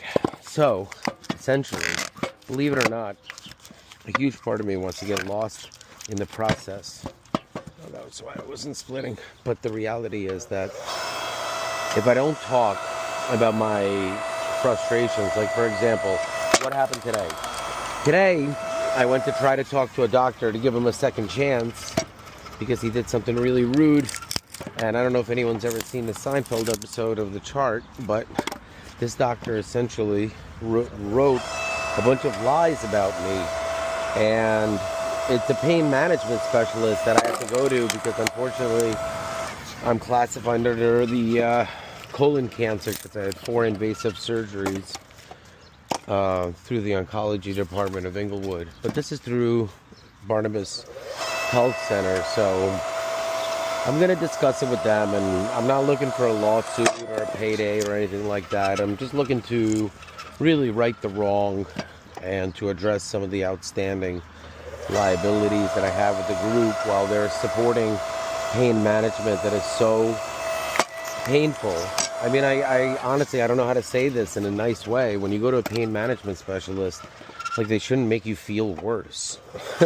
No matter who you are, and believe me, there was a woman that was a witness to it, and the whole thing is really disturbing to read about because essentially the doctor said he prescribed the medication and then he pulled back and said, I don't want to treat you, and then wrote an entire report saying that he thought I was crazy during the interview. But then why would he have ever prescribed the prescription? So that's where you get into the insurance, and I got really frustrated because he tried to change my medication to another brand name that's currently being, pumped out by both the CDC and pharmaceutical companies that manufacture it. And I'm not like a guinea pig, no offense, doc.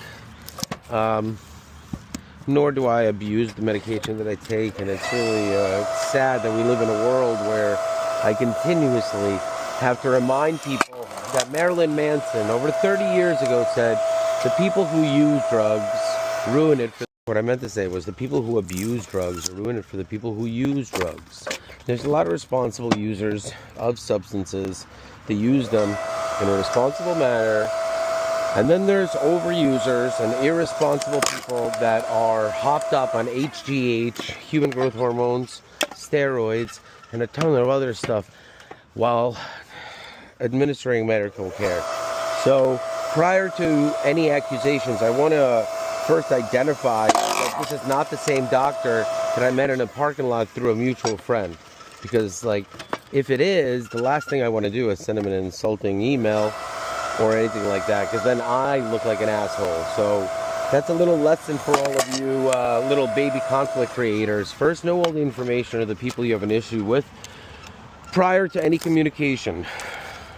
You could find yourself in a losing position while having a winning argument, all because you didn't take the time to truly do the research that's necessary. See, this is one fucking log. It's taking forever. I gotta start going faster, or I'll be here all night. So you see the shorts are out. Can dance here. And just because I'm able to film content where I'm happy, since the sun is shining and my kids are alive, that doesn't mean that I'm not completely heartbroken inside. Suffered multiple strokes, had multiple massive, in my opinion, mental breakdowns through false arrests and having properties taken away from me. And no one cares to do anything about it because everyone is completely frozen by the sensationalism of the fear that's associated with getting involved in this process.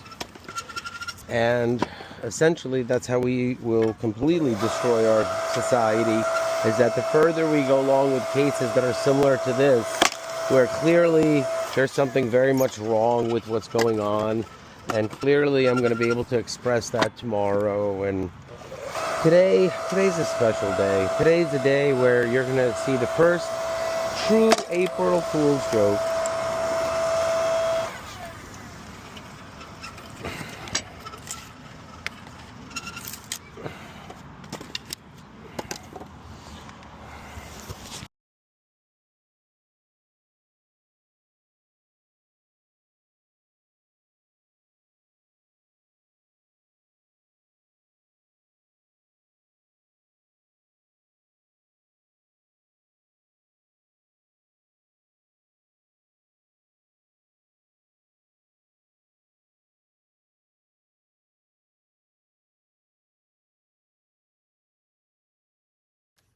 This is a simple story about a man who had everything taken from him, but instead of giving up or giving in to all the horrible things that everyone wanted, he wanted to set an example for his two boys.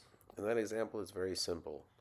You see, in this world, you don't need anything except willpower. If you believe in yourself and you're a good, righteous person, you will always achieve. So I made a little challenge for myself since I don't get to see my boys, and it's very illegal what's going on, which is why I'm the one on YouTube talking. If I was not the victim and I was the perpetrator, I would be self-incriminating if I was doing this. But let's put all that garbage aside and focus on my brain. You see, my brain is very different, it sees the world in different ways. You see nothing more than a big pile of garbage, wood that was split by a machine that you think I did to make YouTube videos. But hopefully, if you give me a small chance, a tiny little window, I can prove to you that this little pile of garbage is really, really important in order for me to have completed my vision. As we transition away from nothing more than a solution to the massive amount of waste that's created by those cardboard boxes, by the fruit and vegetable industry that imports 80% of all goods of produce sold in the United States, I found an incredible solution to repurpose the product while at the same time maintaining aesthetics, keeping the wood dry, selling it at 1/3 the retail price that a consumer would pay at a supermarket. But that we'll get to in a little bit. Here is the first iteration of the world's first load-bearing firewood rack. Now this is just a transition period from one idea to the next in order for me to protect my concept so that I can prove that I invented this. This video is more sufficient than any trademark or filing you could humanly imagine because it's the application of the product. Because I didn't invent wood, I didn't invent racks, but I did invent the modular system of absolutely universal packaging, range, weight, but it all depends on the type of wood and what you're using it for. For example, cedar, extremely good for certain purposes. Oak is extremely good for ventilation, moisture control, longevity of your home, natural filtration, utilization of real walls that are not insulated but outsulated. It's hard to explain and envision until the product is done, but this entire process is not a squared firewood rack. This is just step 2 of a visionary process that will end at the end of this video. But it takes massive amount of work. And the key to all this is a secret that I can't really give away because that secret is what protects me in court from someone copying my idea versus someone simply buying this rack on Amazon and doing this with it.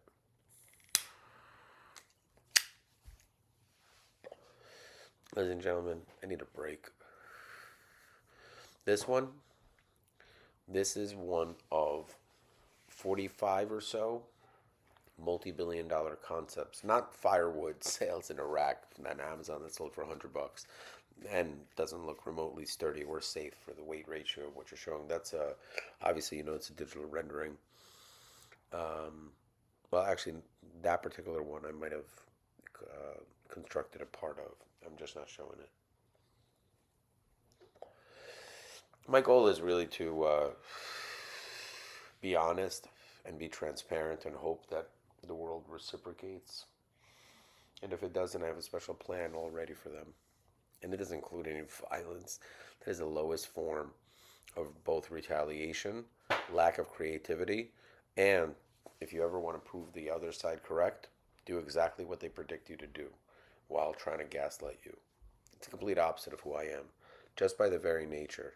Now this right here, this is a modular system of firewood. So essentially, let's say you buy a firewood from us. This is just a prototype. This is not what I would use. This is just applicable. You'll see in a little bit what I would use. You can't just buy firewood anywhere and just stick it in there. You get bugs, you get rotten, you get allergens, you can get poison ivy. There's so much work that goes into this process that is not seen. Like any good production, if you want to have something beautiful in your home, it's going to cost money. And unfortunately, money is the complete opposite of my motivation behind everything I do. So please, enjoy the rest of the clip and listen carefully.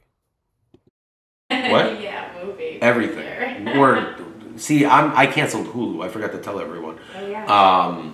Hulu is a fucking lie because they were expensive, and I fucking have to watch commercials. I can't believe how much. Like, and it's not even commercials. It's the offensiveness of how media and advertising has evolved that we don't really comprehend that the reason why you and I are thinking both Taco Bell is because of the movie that we watched. Yeah. Totally. Not because I have some sort of kinetic skills, but in general, I'm a pretty smart guy. You know, you read Sherlock Holmes, there's something called deductive reasoning. You know, you take a bunch of factors, like guess who, you know, lower it. And if anyone doesn't understand how guess who works in the human brain, it's the same thing as a dot matrix printer, which is very simple. It is a black line on one side and a white line on another side, and then the tile flips. And when you stand back, you can see the first print image. And there's like a really great rendition of that in, what is it called? The movie we just watched. The one with that machine that you said, I like the way it Oh, makes that sound. machine is so cool. What's the name of the movie? Oh. Oh, the box. Is The Box. Oh yeah. Oh my God, it is Yeah. The Box. Please don't watch The Box. That's not one of those movies where I say, hey, I recommend this movie. I don't recommend this movie. I thought the movie was excellent, but I'm asking you not to watch it because it's really hard to watch. And I couldn't really watch the last 10 minutes. Oh, yeah. Maybe 14. I stopped with 14 minutes left. But if you're a fan of psychological thrillers and want to be amazed at a little bit of movie magic, Yeah. right? Yeah. It's like. If you're okay with enjoying movies and you asked me, Vince Vaughn is in a movie with James, what's his last name? Oh yeah, Marsden. Yes. And you, I did. so in a couple of years, I will film an episode that I'm going to be talking about James Marsden and Marsden, blah blah blah. The other blonde, she married Good Charlotte. Cameron Diaz. Yeah, I think she married Benji. Oh, she did. Yeah. Yeah, I wonder if yeah. I don't know if they're still married. They're doing. Uh, But you know what's interesting? When you were talking about Hulu, that the stars from Hulu went from the shows to the advertisements. All the famous people are now in advertisements. Yeah, I mean, Jamie, they're called actors. The way it works is they have a massive lifestyle that they go and get into in the 90s and 2000s when they believed that they were going to make $20 million per movie for the rest of their forever. And they develop these very, very lavish lifestyles and things like that. And, as time passed, they realized that, holy shit, I am 45 years old and I'm broke. I owe more on my home than in taxes than I currently am able to produce. And once I file for bankruptcy, nobody's going to want to hire me because I'm not a stable financial human being. And it creates this very, very, very horrible loop that Robin Williams is one of the most prime examples. And the reason why I say about the Livingston Police and police body camera footage is because I'm not interested in anyone hurting themselves or others because of a YouTube video. And I truly believe that the singularity is so dangerous that when human beings see just how embarrassing they acted as a human being, forget about the fact that they're police officers. Yeah. And it's real. That's the craziest part of the whole thing. Yeah.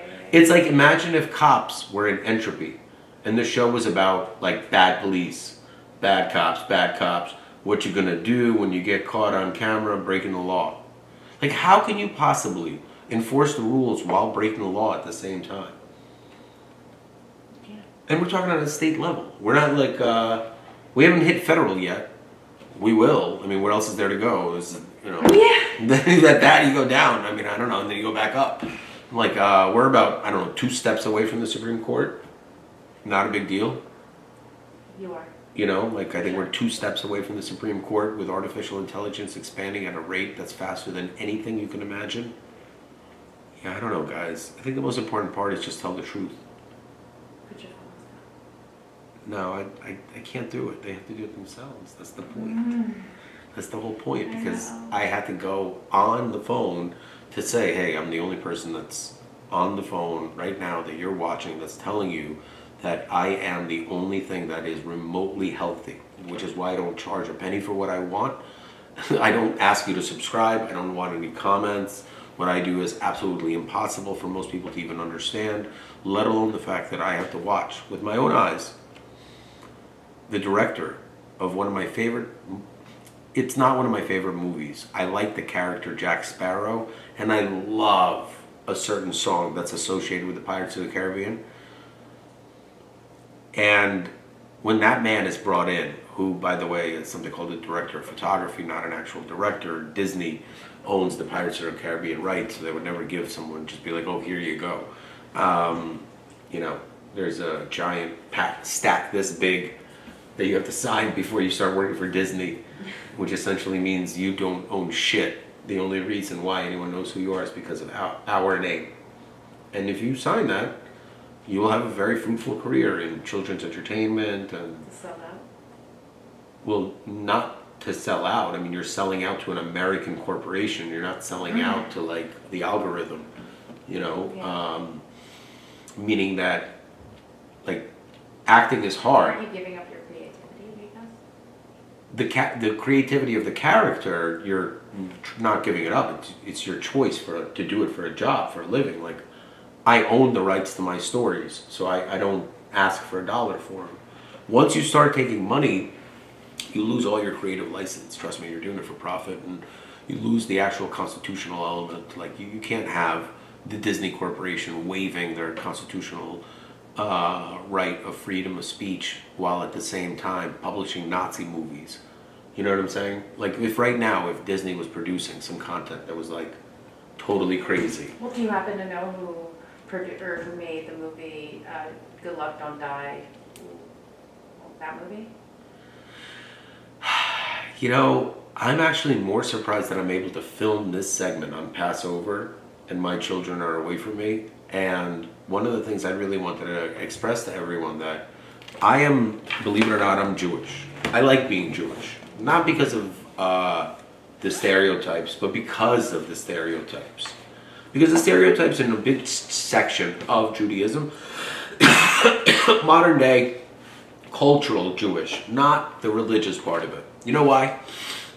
I don't know enough about the religion, and when I've seen the amount of work and dedication and time, as well as commitment and like the hours that you have to wake up, and for anyone at home who doesn't know why I look like I'm about to go to an S&M convention at the Jacob Javits Center, I am not.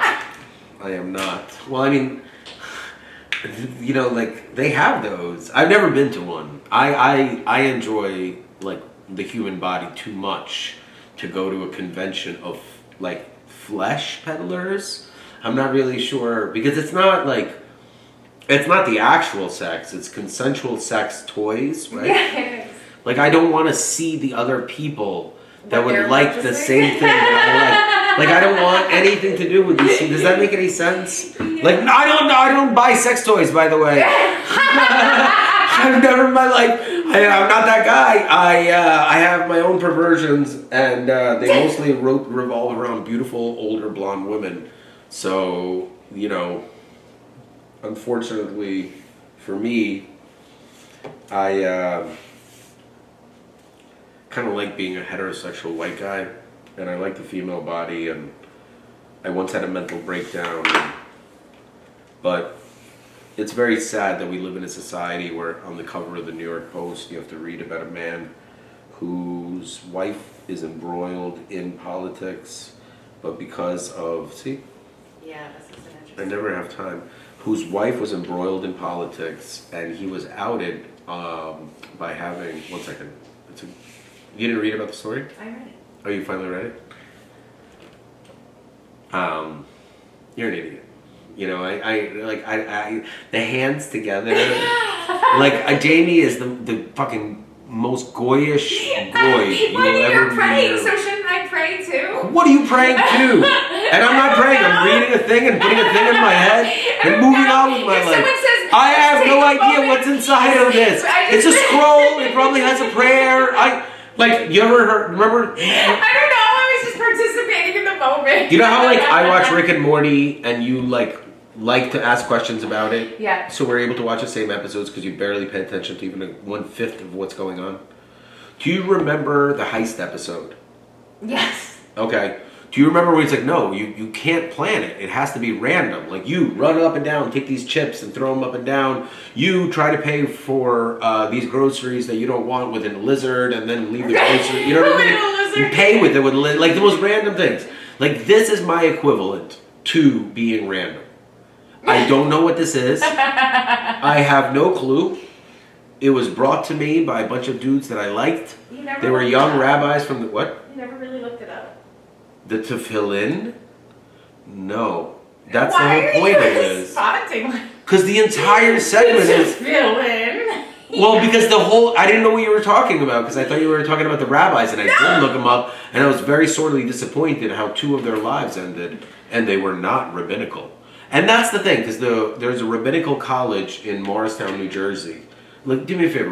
I'm in the middle of a segment. You see, like, I'm in the middle of It a does segment. have a scroll. Let me explain to you something, okay? I'm in the middle of a segment. The segment is about how people are addicted to their phones. In the middle of the segment, my co-host over here off camera is not able to let me even finish the segment before she picks up the phone It's true. and can either confirm what I'm saying is right and then say, oh, you're always right, you're a genius, or some bullshit that's going to come out. Or there's the adverse, which is, that's interesting. Did you know? Which then would make it seem like you're teaching me something.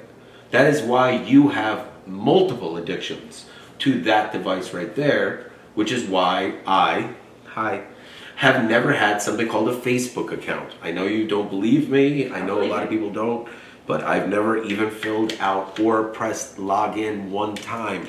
Never. On Instagram, I have logged in. It was very, very like uncouth, but I do that myself. And the YouTube, I post myself. But the actual social media, and I've looked at YouTube videos all the time to like fix things around the house, learn things. I think YouTube is one of the most incredible things to ever happen to human beings when it comes to the internet and personal portable electronic devices, because a lot of people don't understand that one of the best parts is that you can take the video where you're fixing the item. Yeah. Most people don't think about things like this. I've They done don't. some great things on YouTube. What's that? I've done some great things on YouTube as well. Yeah, It's really like there is. unusual. Listen, I'm transparent with what it is. For like a decade, I made content regarding pawn shops and like cool shit with celebrities and stuff. A lot of that has been taken down, most of it, but there's something called a purge that, believe it or not, happens not on a monthly basis, but on a minute by minute basis. Yeah. The entire concept of something that costs nothing to a corporation happening once a month is laughable. It is the same exact concept of a family forced to gather together during a holiday. And that's why I was going to say that I've never experienced a holiday dinner where it didn't have more stress than pleasure 51% of the time. I have never experienced a holiday dinner where I actually was like, you know what, that was amazing. That's number one. So like I've had some decent holiday dinners. They weren't that bad, especially ones that I was able to host, or sometimes my in-laws when it was a different time and everyone didn't have an electronic device. And no matter what I say, and I say, guys, don't you see that there's a very clear pattern? I'll give you an example, okay? Continuity of my story. Very, very simple, okay? Continuity of my story. I didn't get abducted by aliens. I didn't change my story. I came to America as a little boy. I was 6 years old, okay? I wasn't 5.5, I was 6. It was May 1989. I remember even crying when I said goodbye to my family. That's the kind of memory that I have. 2 years later, my mother and father had a store in McCrory's where the current Nike store is in in Newark. So notice, you could easily drive there, take a look, do a little historical records, go to City Hall. You don't need to even believe me. We were sworn in as U.S. citizens. My dad said he was taking me to the city to go to 47th Street. We did not go to the city. We did not. We went to a different place. I raised my hand again.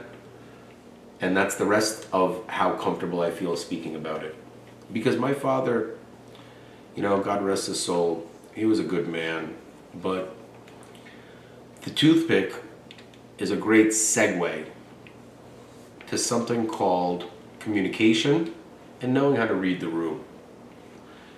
And before my mother did those horrible things to my father, with my own eyes, I watched my mother very calmly ask him to stop doing one thing. And when I watched that he refused to do it, I noticed that either he's mentally ill or he doesn't love her. Okay. As a child, means like this is from the eyes of a 6-year-old, let's say 7, 8. Okay? Do you know what that thing was? I was just gonna say, you want to tell us? Yeah, my you know how like I like to make a joke when I need the loop. I say, "Give me the loop, give me the loop." Okay. My father loved to put a long chain at the end of the loop, and he loved to spin it with his 2 fingers, and he would spin it back and forth like this for fucking 8 to 10 hours a day, every single time he came off the bench, because my father needed a fidget spinner. Because my father really was that type of person. For me, when I'm in a really bad...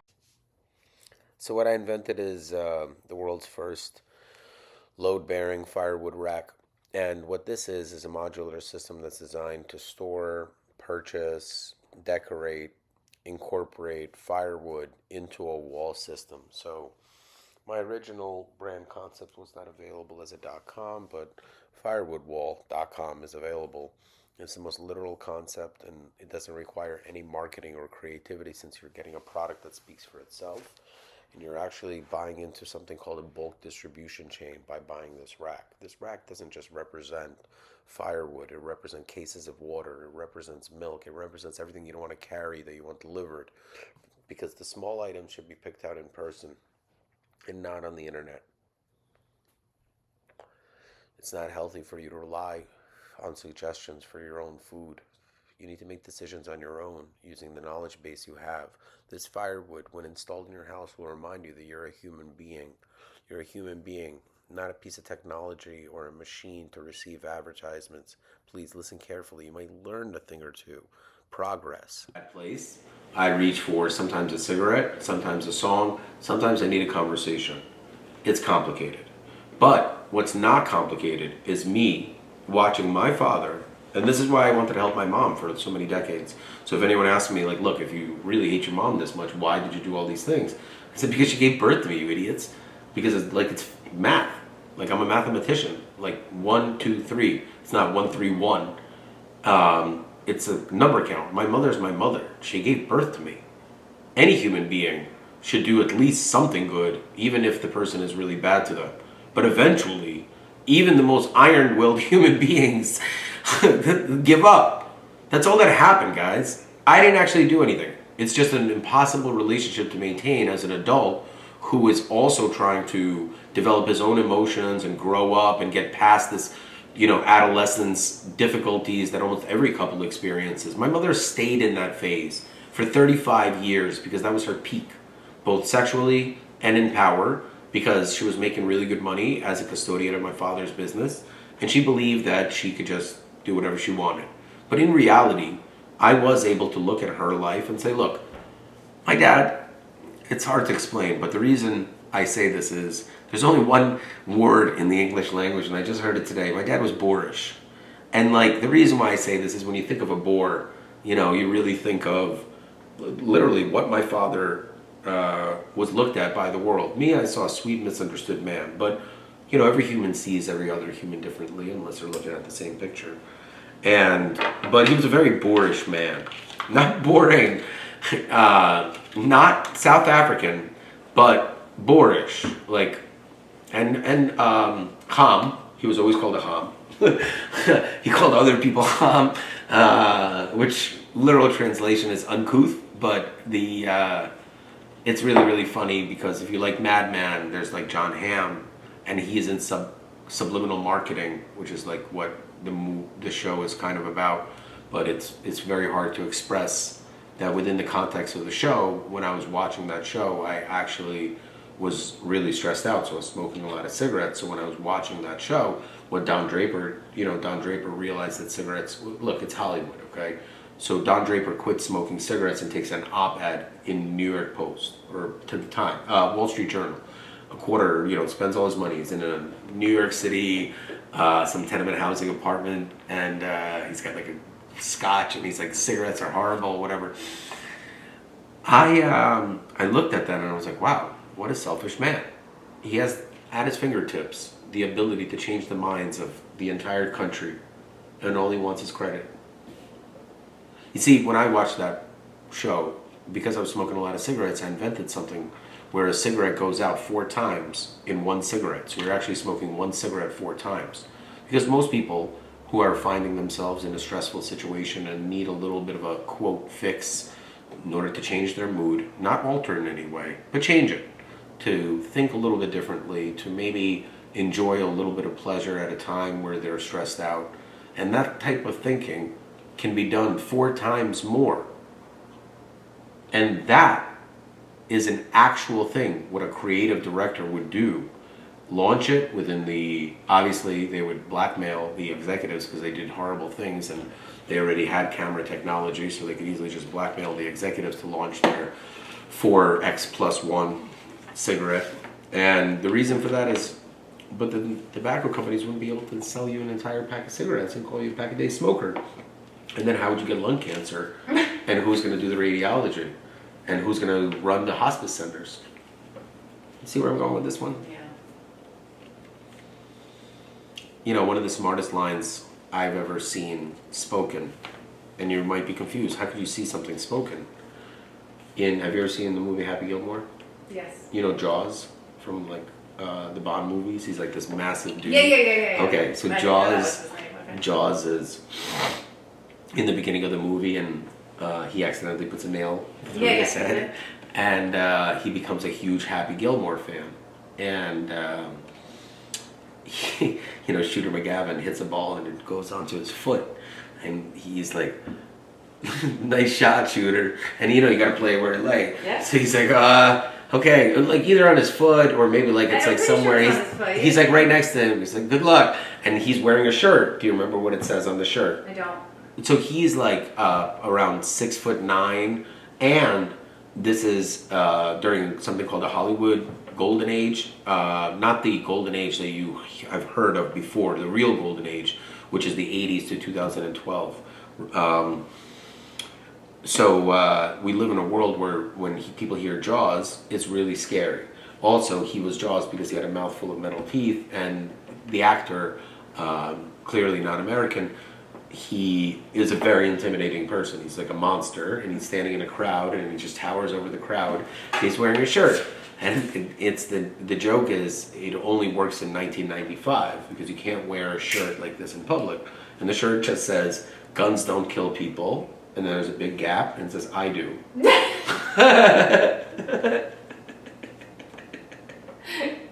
So that's a really good joke. That's That is a good joke. So you asked me what is a good director of photography? Mm-hmm. That's an excellent director for that. That's not a good director for that. That's an excellent. That is A+. You know what I'm saying? That's a full statement in itself. Yeah. And you got to get the right bad guy. Everything's got to work out. That movie is a little hard to explain. That's one of the reasons why there's another Virginia, not Virginia Madsen. I can't get out of my head. So one of the biggest tricks that I like to play on people is I like to show them. First, I show them an entire Modern Family. I don't show it. I mean, there's only 5 people that have ever hung out with me in my But let's say you watch an entire show of Modern Family. Mm-hmm. All right. The mom, she's bulimic or something, right? She's got some eating disorder. I don't know. She looked like she withered away on screen. I hope she's not sick. I have no idea. Julie Bowen. There we go. I was gonna say Julie Maloof, but I didn't. I don't know what happened to her. I mean. I'll tell you what happened to her. But what about the show? So she went backwards. So she is the girlfriend in Happy Gilmore. Yes. And a lot of people don't know that because she completely transformed her look and things like that. And when people transform their looks, it is far more striking. She transformed, but she didn't transform Jennifer Grey pre and post nose job. But that's marketing.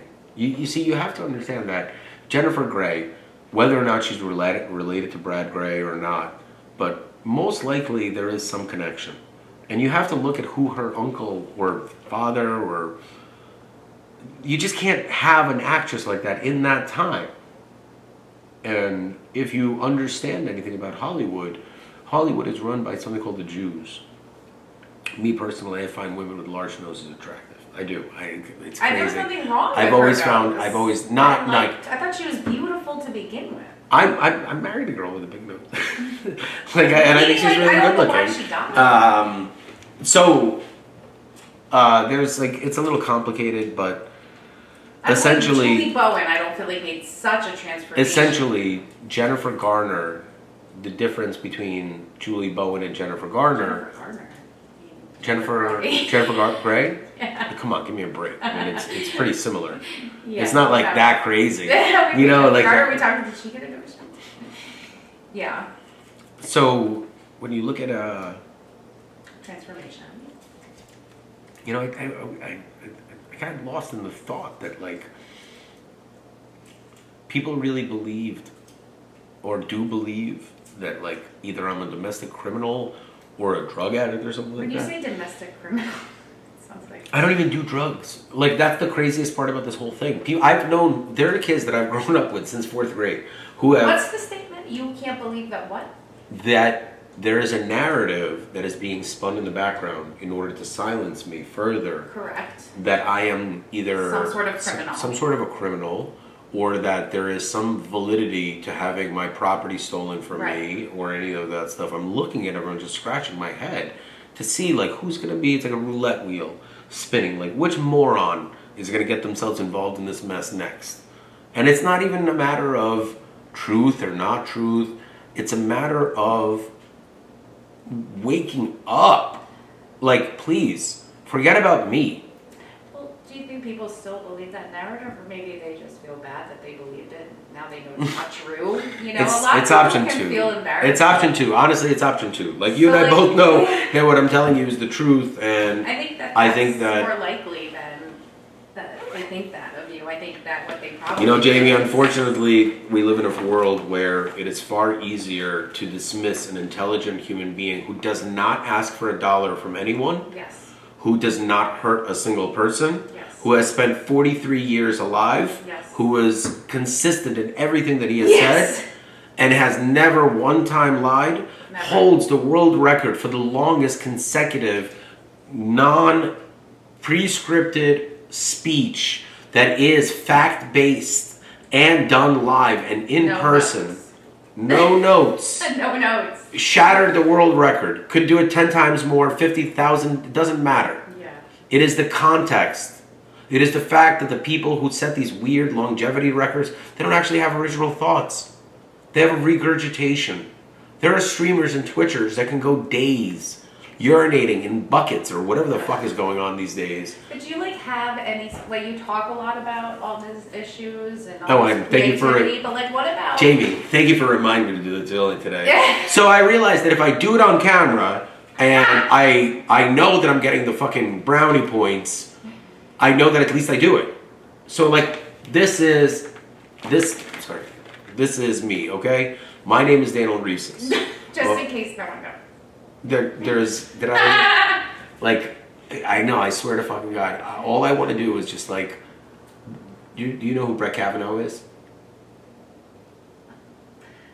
You're killing me, Jamie. Political, right? He's a Supreme Court judge. Okay. Okay, he's one of the 9 justices. Okay. So they're called Yes. justices, but it's a Supreme Court judge. Yes, Whatever. I know. Okay. Yes, okay. I can see it in my head. Deep breath. Nice guy.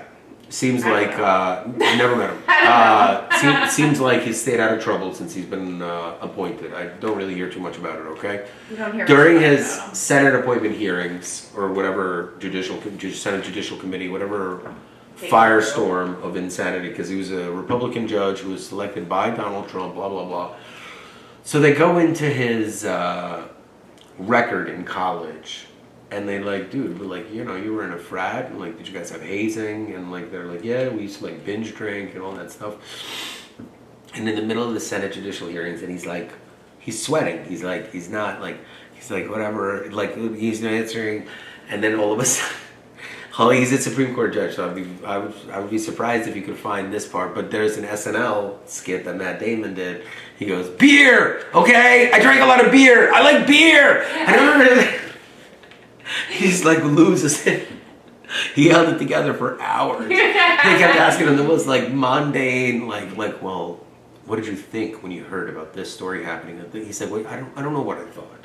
I don't remember what I thought. It was 20 years ago. You know what I'm saying? I didn't even think I was going to be a Supreme Court judge at one point." He's Right. He's like, look, I'm a good judge. Like, I was a fucking lawyer for a while, then I was a judge. Like people like me. Like, I don't know what to tell you. You know, like I'm not here because I'm trying to like fight for a seat. I'm here because I was nominated because of this group of human beings thinks that I'm a good choice. Whatever.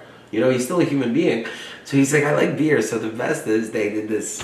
And that's why, this is one of the reasons why I don't agree with some of the things that Donald Trump does, is because he's really, really politically charged and really like divisive on comedy. Like, for example, I don't think he has a good sense of humor. I think that's like really lame. And I think like the funniest thing he ever did was send that tweet about Bad Bunny during the actual. He sent it out. You told me he sent it out before the halftime show was even over. I think so. That's There what was something, like there was something very funny about his timing of it. See, that's the thing. That's funny to me. Okay, to me that's funny. Like it annoyed him so bad he had to tweet about it. He couldn't hold it together. He has staffers being like, no. Rewind 500. I'm sorry about that. Rewind 500 years. Okay.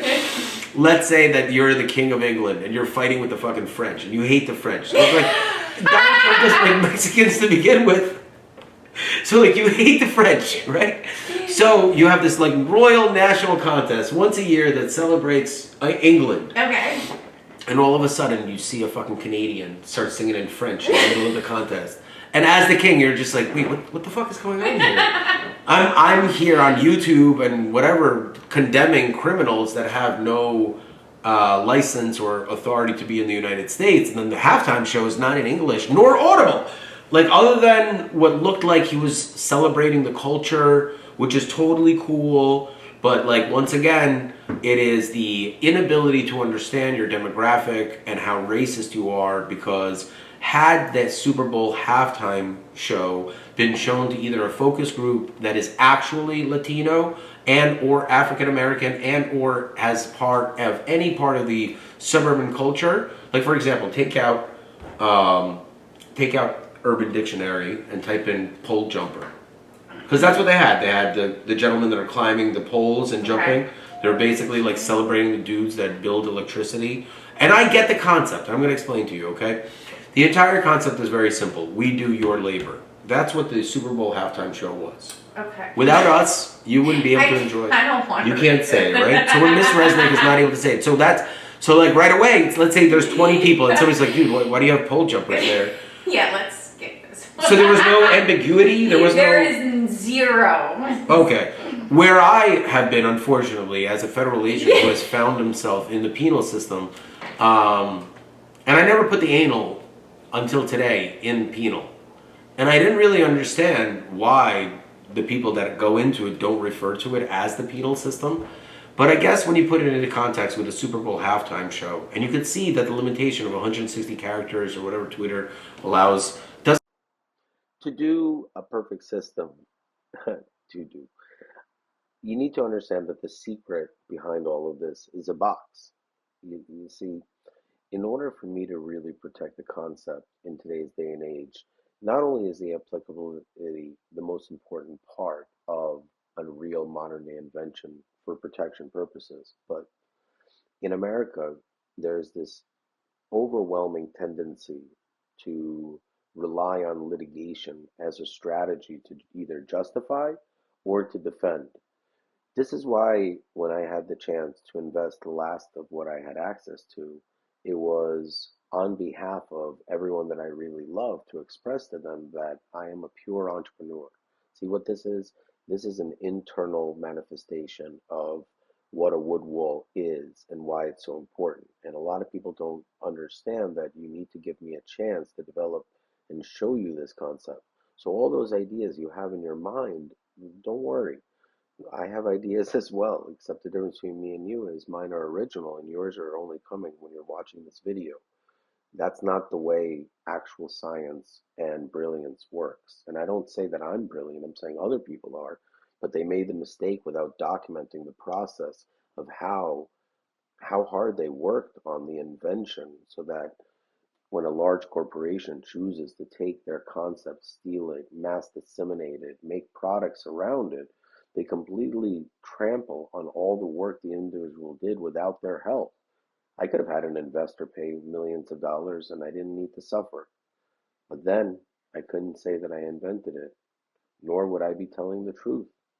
And I just would not lie ever. Allow for this type of joke to be made because in reality, who in their right minds would choose that venue if it wasn't going to work? And it worked. You see, relevance, ticket sales, conversations, at least they were about something other than an algorithmic feed because the Super Bowl actually happened. That event actually happened. No one gives a fuck who won or lost. What?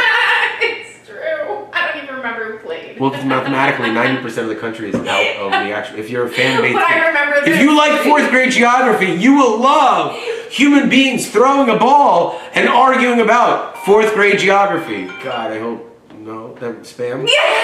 I was hoping for anything I swear. to not only get out of this segment, but if you watch the images that you're seeing that are going to come up on the screen, and you don't understand that the value of the concept is nothing more than the actual idea, and it is worth billions of dollars, and I don't even feel like expressing it. I'll just show you a bunch of images, and eventually some moron is going to say no to me, and that one I get to put a picture up on the wall when the second guy writes the check.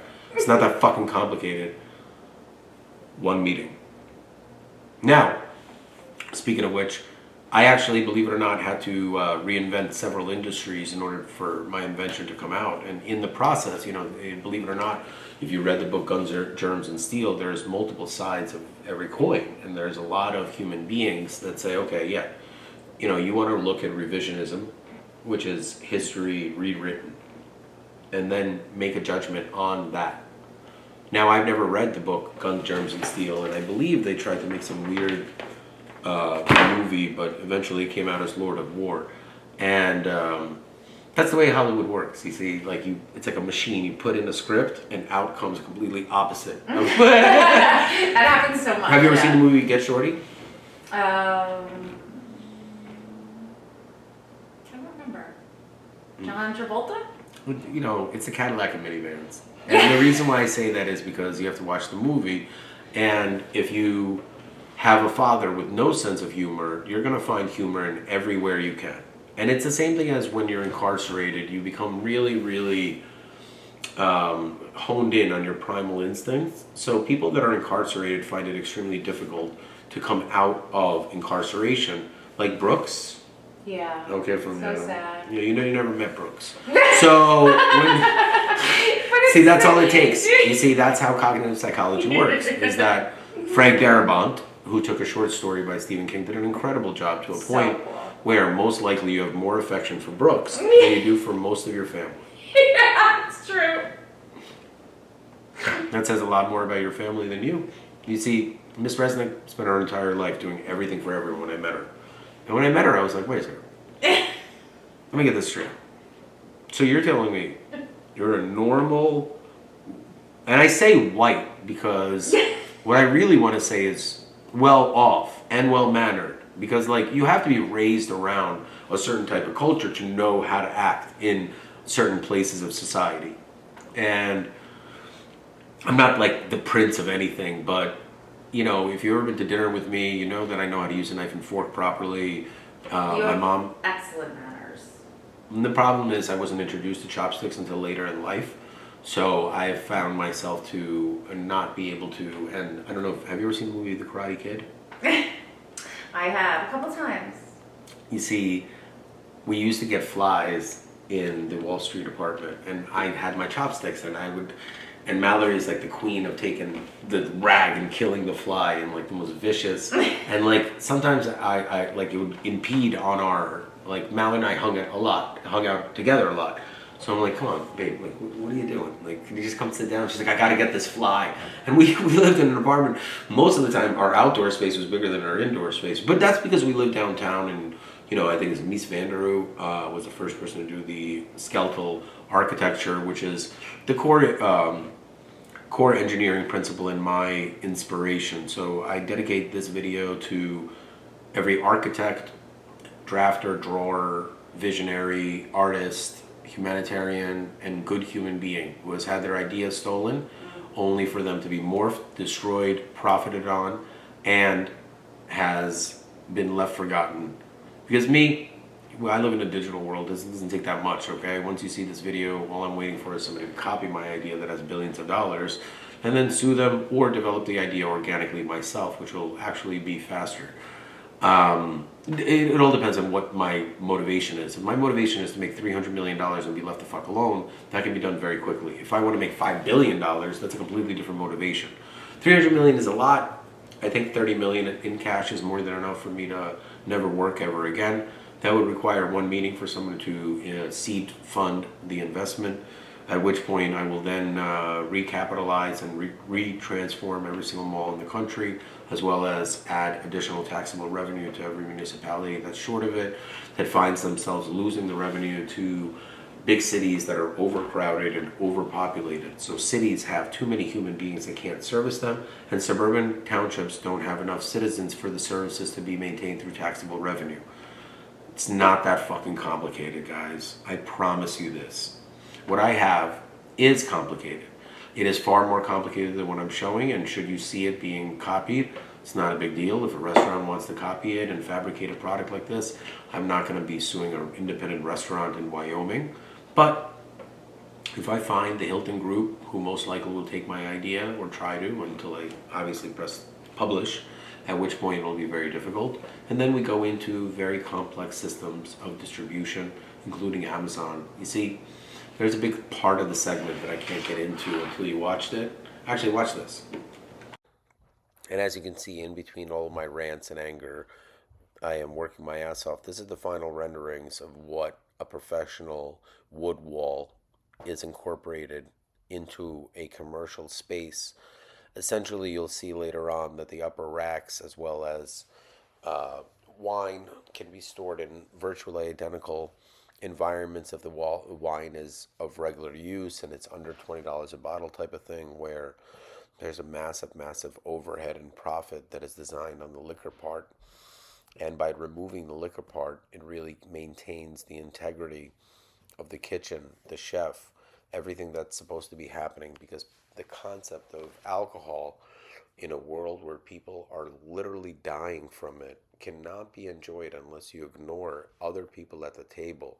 So if you want to congregate, I highly recommend that you invest in a case of cheap wine and enjoy it like a human being, instead of being a pretentious loser that turns off every single person at the table and shows your true colors for any real investor or any true entrepreneur that brings anything to the table. Because there's no such thing as a $5,000 wine.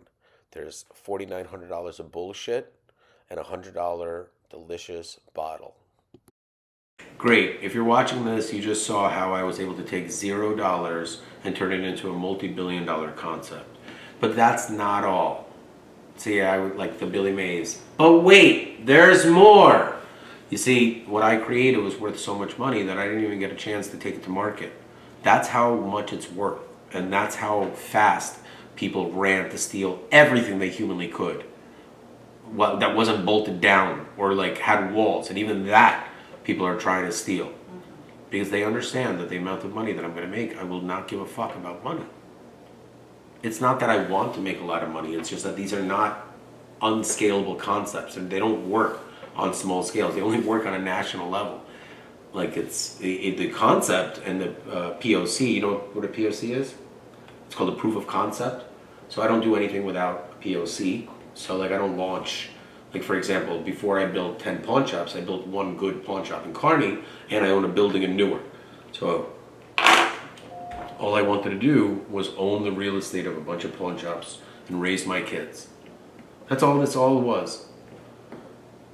And because I opened my mouth and I said, you know what, there's an algorithm that I created and I hid it in plain sight. John Clem, who doesn't even know he has it, and he'll always have it. That's the best part. And it's kind of like instead of the clap, I gave him the Clem. You know, he does some like little pesky things here and there in the background, and I have to keep reminding him, Jonathan, live your life. Like, stop living my life. We met through chance. You did your job. Have a nice day. One day I'll call upon you again. I hope you have children. I hope you thrive. I hope you fucking crush it in Evansville. And now that is how you actually land a 5-year joke. I know you don't get it. You ever heard of a man named Gary Vaynerchuk? I have. His father was at my wedding. John Clem once sent me an anonymous book, either signed by John Clem or by Gary Vaynerchuk. And I said, you know what, John, that's actually very funny. I gave him credit where credit is due. I was like, you know what, you're a smart guy, and this is a smart book. And it was like semi-anonymous, and then it was like you couldn't figure it out. And this was like before my voice is breaking. I mean, guys, I'm exhausted. Look at me. That's why I'm always curious about the people that are I spent 2.5 decades around the same people that Mallory introduced me to, never doing drugs, and all of a sudden Mallory comes out, and I can't discuss it, right? Oh, yeah. See, we have something called the First Amendment violation, and Ms. Resnick is really amazing at not breaking it. So that's why it's so important for me to use my laptop, and it's so important for everyone to understand that we're not interested in breaking your made-up rules. We're not even interested in relationships. Like, neither with each other, nor with any of the idiots that had anything to do with this nonsense. True. You know, everyone needs to take a long, hot shower to wash the digital filth off ourselves. Good Lord. Get a grip of yourself. If you actually want to see something brilliant, please understand that what you saw is 1/200th of 1%, which is not even finished. There's another second part after this part. And then after that, maybe, if you're lucky, I'll show you my new look, and I'll tell you some more good news. Good news, Hannah. I found 2 women. Happy Hanukkah and Happy Passover are very, very similar. So for human beings that are in something called Project Ghost, I wanted to say thank you. For how would I be able to deliver a birthday present on the 2nd? Not 1st, because that's April Fool's. And everyone sees that coming. Excellent present. But you know what no one sees coming? What's that? The truth. Oh, what's that? The truth is that what I created is worth billions of dollars, and that's not including the real estate or what I will create. Story? And all I want is my boys to earn their own keep in life. And I will give one of them one of those businesses that you see in this video, and the other one gets the other one. And you, the audience, can decide. It all depends on the funding source and how fast they go to market. I have nothing to do with that. There's a whole group of human beings, after the pitch is created, that source revenue, fund it, grow it, all that stuff. What I do, I'm a visionary. I create the ideas that no one is able to generate without my brain. My imagination is my intelligence. I understand that in order for you to grasp it, you will actually need to come down to 2 very simple concepts. You see, Jamie, you ever heard of God? Mm-hmm. I have. At the end of the day, you went to some Christian school, right? Like they don't talk about, like cataclysm. CCR, is that right? No, that's Catholics. No Catholics? I went to Sunday school. Okay. Like growing up. Sunday school? Yeah. Is that on Sunday or is that a Yeah, word? it's on Sunday. Well, Alright. your parents are in church upstairs. You go to school downstairs. And you What do you learn think? Just about like them. blowing lines and like energy upstairs? Like, why would you You need like to? start as like everyone together, and then Okay. the children leave and go downstairs to Sunday school. Okay, like a country club type of thing? And they like learn. You like learn about God and the holidays and your religion. Okay, fair enough. And then when Yeah. the parents are done, they take you out. I guess that makes sense. You know, kids get really fidgety during services and stuff like and that. that's usually when the preacher does the sermon, when the children go downstairs. So in case anyone's wondering, a big reason why religion is completely plummeted is because there's no reason for people to be a part of a congregation when they're a part of a hive mind. And a congregation is not just a Jewish thing, it's a congregation. 100%. You know, there's like taxable revenue that is offset based on the 501c3, religious article 9, whatever the tax code is. I am very good at tax law in application to business. I am not good in actual tax law. Like I can't recite like statutes and I don't give a fuck. I know the applicability of rebate programs, incentives, scalable business concepts that create jobs in demographics where there's impoverished areas where industry must be built. So their federal government, to offset the 100 years of subsidization, will pay businesses significant amounts of money in tax rebates in order to open up businesses. So it's like, you know, this is why I don't find English to be a rich language, is because in Russian, what I'm saying is like, you're literally like threatening a human being like me. Like say like someone's like, oh, are you worried about the IRS? Or why would I be I thought we were worried? talking about God. I'm gonna explain to you. Oh, I'm okay. gonna You explain lost to me. Go ahead. Well, I lost you because you have to give it a little bit of time. Tell me. How's that cold pizza working out for you? Really good. You like the fact that you just like stuff your face off camera? Well, I think about the fact that I'm really glad I peed. Like, okay, look, this is a one single take, no break, go, go, go. Believe it or not, how long was it between the first cut and the second cut? Was it less than 2 seconds? When I pressed stop. Oh yeah, go. for sure. Okay, when you can find me one professional that can film back-to-back episodes of anything, don't give a fuck what it is, Oh no, for sure. with a It's 2 impossible. second break in between, I can't even imagine. please let me know. Yeah, for sure. You're a true professional. I There's no appreciate it. doubt. Show me one I human have being. no doubt. Show me one human being, you know, in this country that's able to do even a fraction of what I do. None. Not that I'm impressed with myself, which I am, but I find it impressive how unimpressed people are. Because I am the opposite of what you're addicted to. I am the complete opposite. I agree. I think it's. I am the most I can't human believe human. People How does don't that- find it so impressive what you do. I am the perfection And of that's why imperfection. I I am the most human emphasize no human. notes. What? That's why I always emphasize that you do this with no notes. Well, back to God. In order for me to do this, I have something called a genetic mutation that I don't want to talk about anymore. Because in order for me to express that I don't want people to watch my channel, I want them to want to watch it or not, but to make the decision on their own. It What is. do you want them to watch? If the people that want. I do not want people to watch the channel. I want them to have original thought. Got it. But I do Okay. not want original thought is not No. original expression. What you're gonna see, or what you saw the first part versus the second part, that's original thought. That's original expression and original idea, not original thought. The difference is you're about to go to college. You have 7 colleges to pick from. Today, the algorithm selects what college you go to. 10, 20 years ago, based on friends, demographics, a childhood vacation, someone you know, so whatever. Right. Completely different things. You selected it based on original thought. The children and the adults that are currently staring at social media for more than 1 hour per day are completely addicted as if they are a junkie on heroin. Even if you control yourself, you're not able to control yourself. No. It is far more addictive than heroin. I have never tried heroin. I never would. I'm not interested in doing something that I learned has killed people. That's not an entertaining thing. I'm in court being accused of doing things that I didn't do, but I've done it before when I was younger and like, you know, whatever. But like, you know, when we were in a 25-year relationship, I mean, like, there's very few things that, like, other than like, No, Like- that makes sense. I love the fact that I don't do anything with the anus. And I'm like so happy about it. I am. I'm just so happy. You know, because I had colon cancer. I did, because I didn't have actual colon cancer. I was misdiagnosed with prostatitis for a little under a decade, which led to 4 invasive organ surgeries. And, man, they were so painful. Sounds like good times.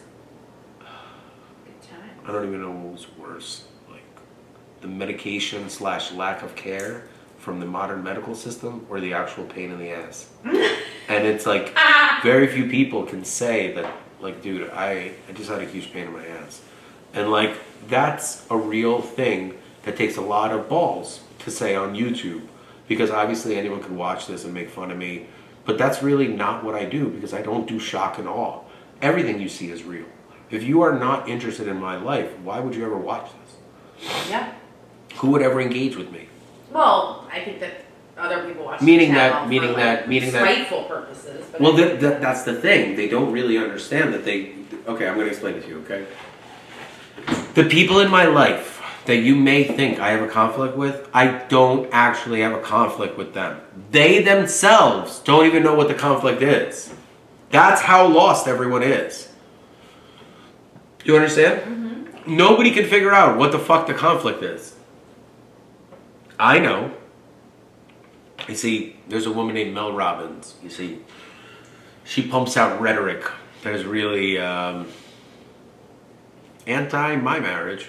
I don't know if it's anti-marriage, but definitely highlighted some of the horrible things that were a big problem in my marriage. And that's why marriages work. I don't know. I signed up for the long run, and I kind of thought that I was dealing with... You know, I think that Mel Robbins character, I feel like that whole thing, they push this, like, thing for women to be independent in the second phase of life, instead of saying, like, if you're in a partnership, why don't you go through it with your partner on a different level and then find your whatever. There's very little working together in this world. You know what I mean? Like, if you're someone who did, like, look at these things and... Like, the concept of independence and marriage cannot exist together. They can't coexist. In modern day, you can't, because You you can't. can't have a cell phone that you're a partner. Like, how are you going to be married to someone and not give each other the codes? 100%. You know what I'm saying? 100%. Come on, give me a fucking break. 100%. You That's know, like number I one. had to change Yeah, my yeah. code because Mal, I can't talk about it, right? Like, there's an illegal First Amendment gag order, which I guess when you look back at the videos and see the things that I couldn't say, and that's a violation of my constitutional rights. So I'd rather just abide by it Yeah. and then file litigation against the people that violate. You see, you have rights, like if you are watching this, and there's no human that can, in America, can take certain rights away from you. I am the only human that has had those rights not only taken away, it's trampled, Ignored. it's public, it's all disseminated, and everyone's just watching like this. Yeah. Everyone. Eating it up. Snap out of it, people. I got boys to raise, money to make, and I don't have time for your bullshit anymore. So take it or leave it, I assure you. The next part of it is the joie de vivre, the final act, So choice. what everything's just been about. My brain works very differently than a lot of other people. I'm not really sure if you like me, but I have a new favorite saying that I've tested out for the last couple of weeks, and here it goes. You ready? I'm ready. There's only 3 types of people in this world. Yeah. The ones that love me, the ones that hate me, and the ones that have never met me. My name is Dan Reeses. Hey, better brother wins, and enjoy the show. Here we start to get into the engineering, and you'll start to see repetitive images before I go into the schematics and the blueprints and all that other fun stuff that you could just fast forward if you're... So that's a catering hall, and the reason why it's so important is because wood has a ton of properties that are overlooked, but it must be the right wood. I can't stress enough that when you're dealing with nature, it's a double-edged sword, and these are different renderings of exactly how a wood wall works, but in order to see it, you can't see the box in the renderings, because that's the actual secret, meaning that in order for your brain to understand how it works, you have to see the wood as it is. The box element cannot be understated until you see the future images. This is why I don't pitch my concepts, because if a concept is not good enough to be sold and wanted universally without a salesman, then it is not needed in our society. And in our society, we find ourselves with a massive excess of firewood, which is continuously used but underutilized.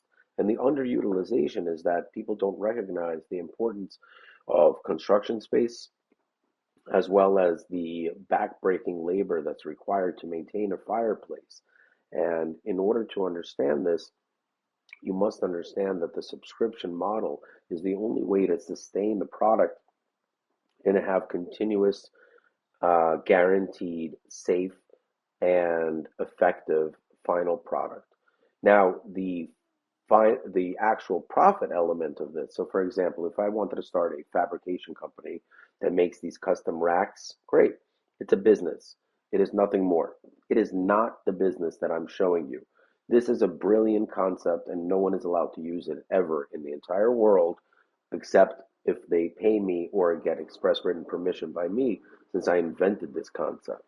And I didn't invent the firewood rack, and you can see on the internet, you can Google thousands of images of people utilization, but no one on earth has ever made a, well, I can't give it away because it's you're about to see it in a little bit, but essentially what you're watching is an illusion. It is nothing more than the stepping stones to the brilliance. But don't forget, I own the rights to all of this as well. So it's not like you could do a build out.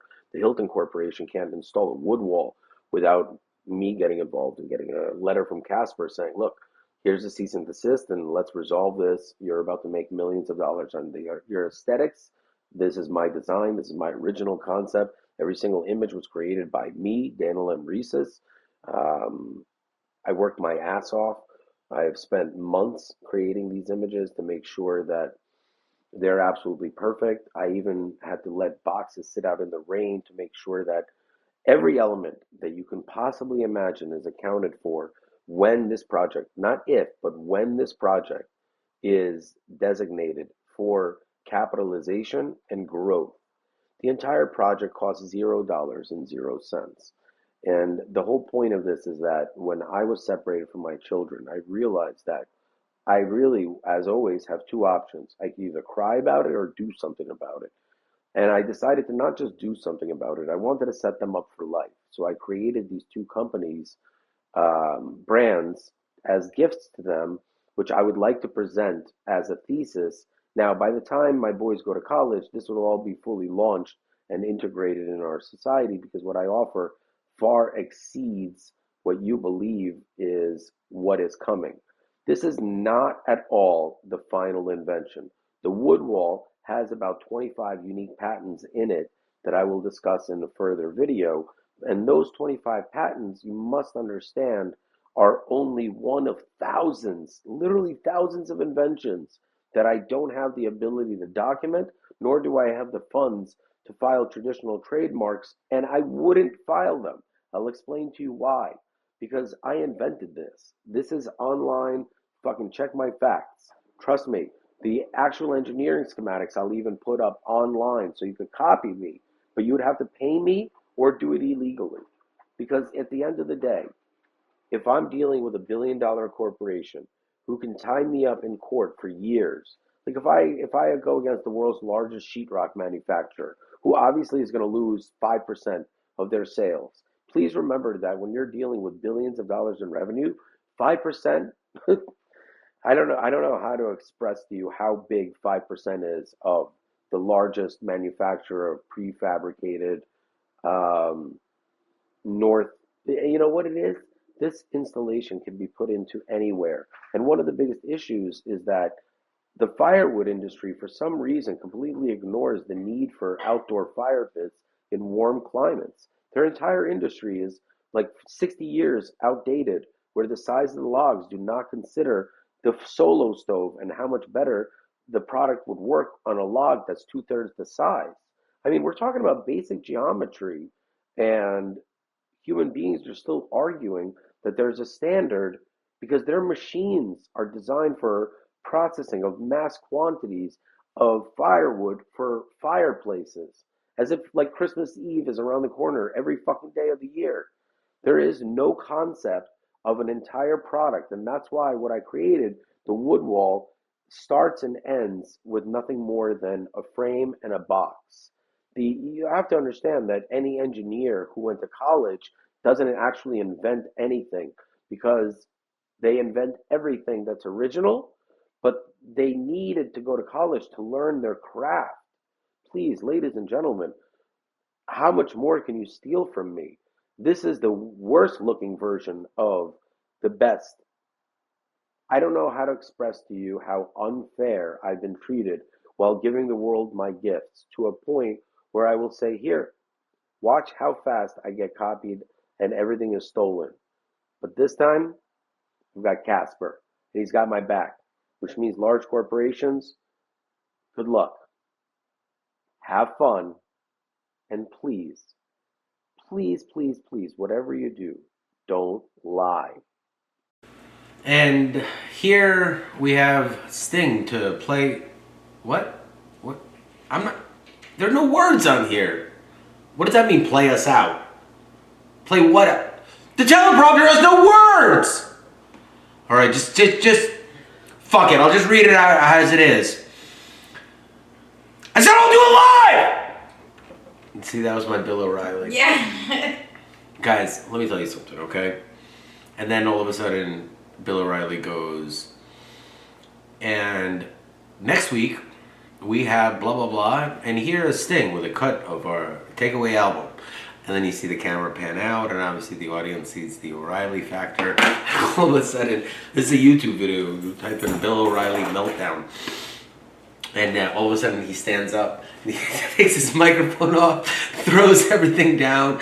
And the reality is that when you're performing on a national stage like the O'Reilly Factor, whether or not you think he's a psychotic Republican or a useless pundit, it doesn't even matter. Could you check if Bill O'Reilly's alive? And he's just one of those people that, like, you know, maybe turned 75 at the wrong time in our history. So I would have to say, like, if you were to ask me, I would have to say Bill O'Reilly's probably 81 years old right now. Maybe like 75. He's 76 years old. So there you go, 76. When was the last thing that he did publicly? I mean, obviously he retired. You have to be extremely... No Spin News? What year? No, I think that's what he does right now. He's on the air right now? I think so, let's see, yeah. Bill O'Reilly is still on the air? Bill O'Reilly. By the way, he used to make fucking bank. Bill O'Reilly had like 50 million. Trust is earned. Bill's message of the day. Well, I mean, how much more can you say the same thing? He's been saying it for 40 years.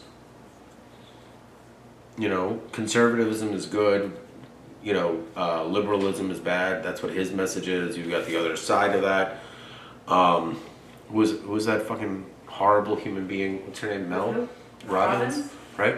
So I've taken her as a. I'm going to use Andrew Tate. Yeah, he's good. Or what's the other one? Joe Rogan. I like Joe Rogan. He's I'll in tell the you why. manosphere. Joe Rogan is not in the manosphere. He's literally one of the first examples Joe Rogan is just an entertainer and a man. I promise you, he's not what you think it is. I know that that's what the internet is saying, but I'm telling you right now. All right, for example, did you know who the original host of Fear Factor was? Joe Rogan. Exactly. And then he transitioned into being a play-by-play announcer for UFC when UFC was in its heyday. And he really was one of the main projectile revenue streams and the decline of modern-day boxing. Okay. And essentially, when you get into the popularity of UFC, and a lot of it has to do with the mixed race aspect of it, whereas regular heavyweight boxing has been traditionally dominated by the African American athlete. And whereas within UFC, Brazilian Jiu-Jitsu, Muay Thai, who knows what other brand name bullshit you want to, Thai Bo, you might as well throw Billy Blanks in the ring, okay? When you're talking about any sport, like we talked about before, where you're literally pummeling a human being where they can possibly die, they leave the court and there's no conflict. Oh yeah, hockey. And you can put money on it. Shit ain't real. You know? It's true. You were like, yeah, these guys could be going on for the car. Well, no, I think that home? No, I think if there were like 10 to 15 incidences of like serious issues that went from the ice to this, but like if they really wanted them to stop fighting, they would make them stop fighting. Well, I mean, how can you have you'll get a super fine or something. How can you have a rule on national television and then literally suspend kids for doing the same thing. Totally. You know what I'm saying? Yeah. There's no fighting in high school. And that's why I said, like, you cannot place a bet over the phone unless you're in a casino. And even then, it's like bookmaking. It's considered, there's like some weird, obscure, but like you're allowed to get hooked on apps that are just as dangerous. So you're not allowed to call. All right, here's a news flash for you, Jamie. Gambling is highly addictive. No, I am aware. Okay? The reason why I chose to go against gambling institutions in their current capacity, and they only have two options. One is to stop speedballing it, or two is you will lose your license to be able to administer games of chance. And that's a really big deal. And I'll explain to you why. You see, Jamie, gambling, drugs, alcohol, substances, they're highly addictive, all based on your memories and each individual chemistry of a person. But one thing is universal, is that if a person is open to trying something that is known to be highly addictive, the probability of a million human beings having X amount be addicted to that substance is it's about 98 to 99% guaranteed. That being said, out of that pool of, let's say out of a million people, 10,000 people become extremely addicted. 4,000 of them have a lot of money, but not the way you think. You see, who has more money? Donald Trump or a really successful dentist? A really successful dentist. Why? I think Donald Trump's broke right now, isn't he? I mean, I he don't probably makes know. like whatever. Okay, how about he's this? embroiled in so much litigation. And The reason why selling there's off. something called the dentist list is because dentists have expandable income for a trajectory that's guaranteed.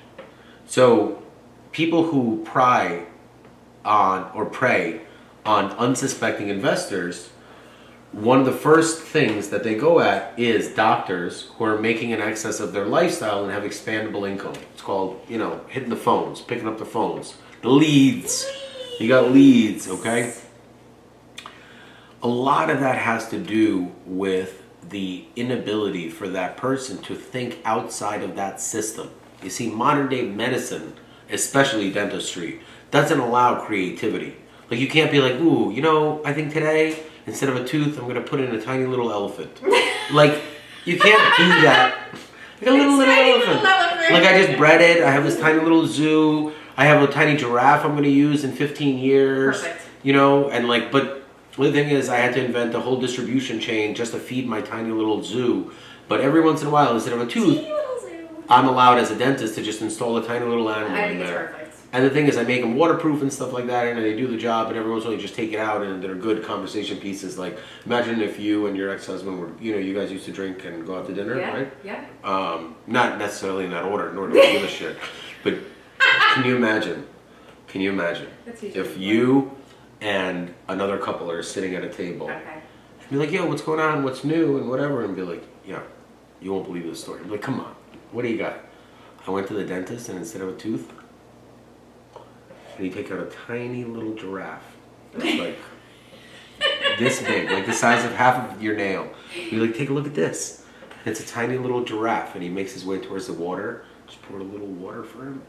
And he starts drinking, and then the waiter comes around, and he's like, ask for the order, and then you just like ask for like 4 sesame seeds. Not 4 orders of sesame chicken. No. 4 sesame seeds. Because, he's going to need dinner for 3 more nights after tonight. So you got to think about the effort that dentists put in, only to be thrown into a mental hospital by even suggesting something like that. Yeah.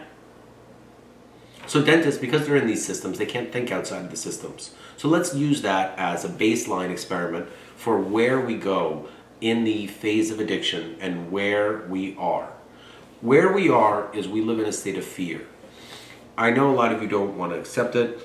I totally respect it, but I'll prove you absolutely wrong in 1 second.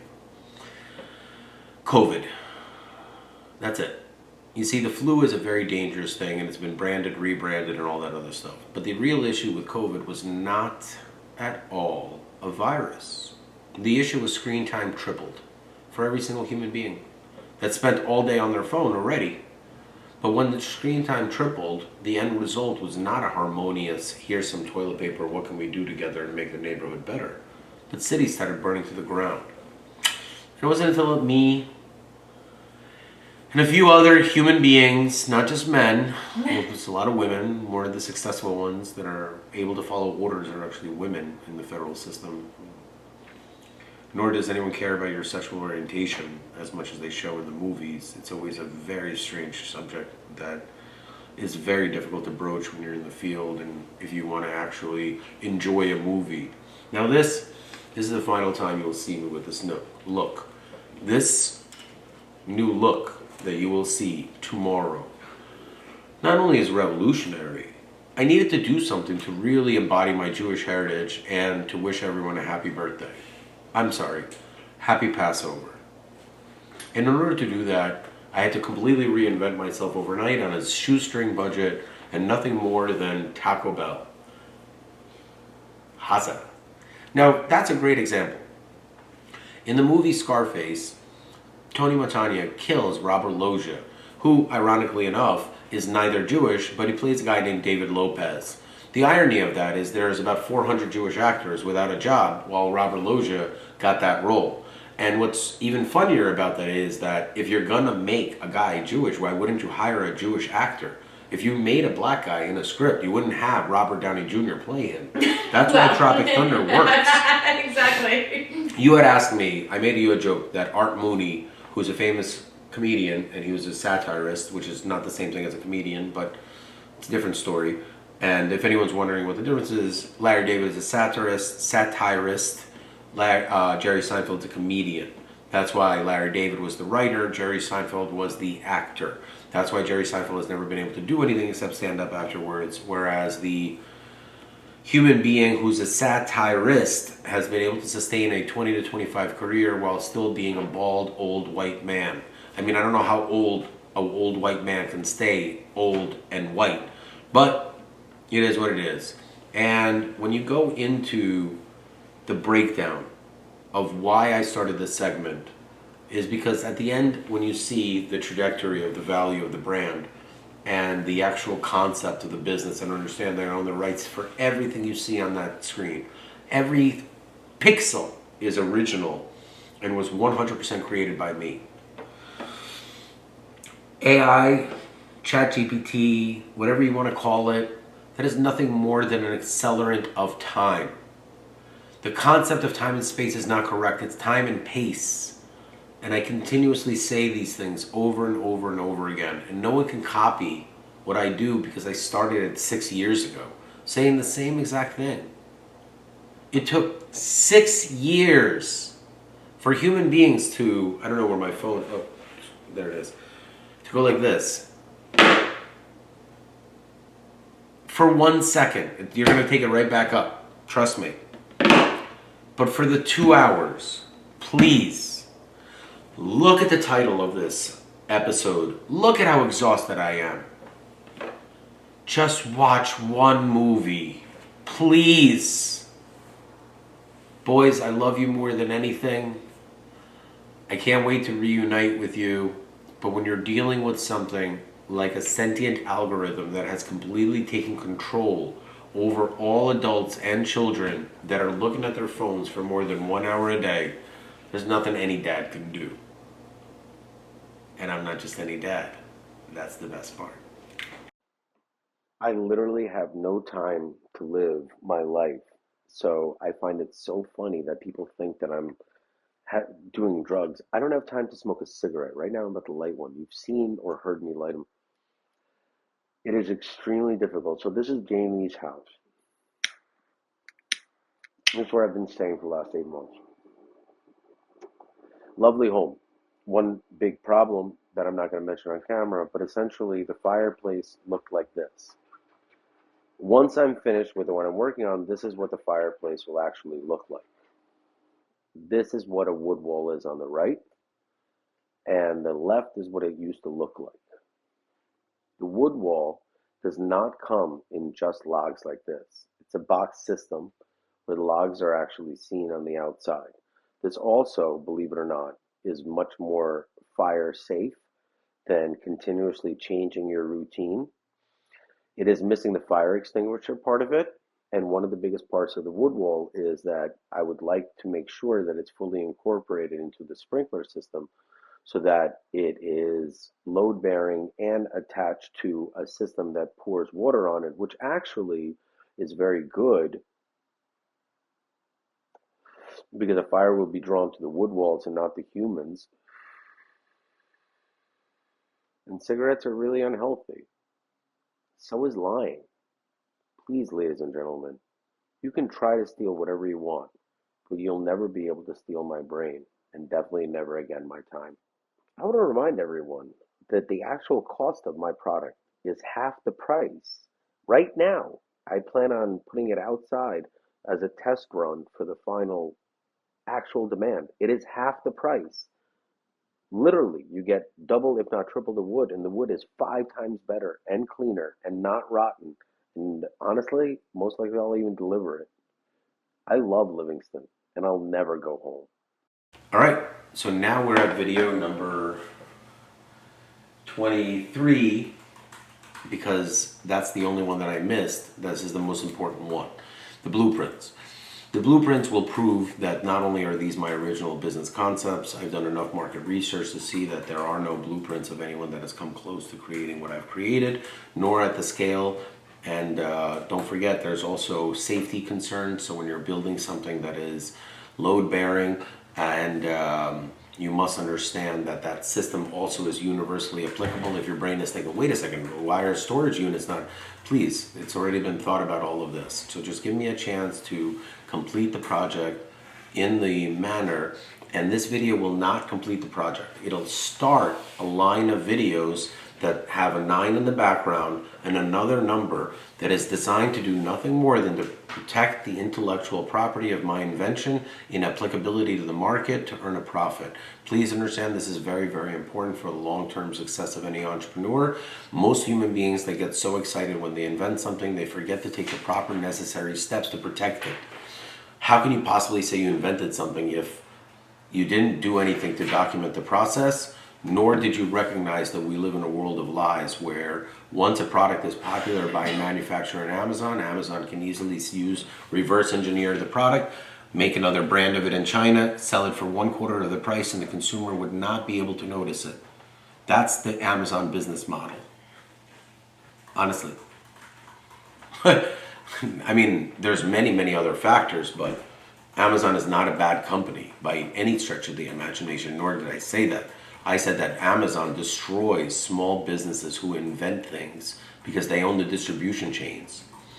No one can own my distribution chains. I can't be shackled. Enjoy the show. I mean, I'm never going home to Russia, not to my home that I built. This is the architectural schematics of the first rendering that needs to be published.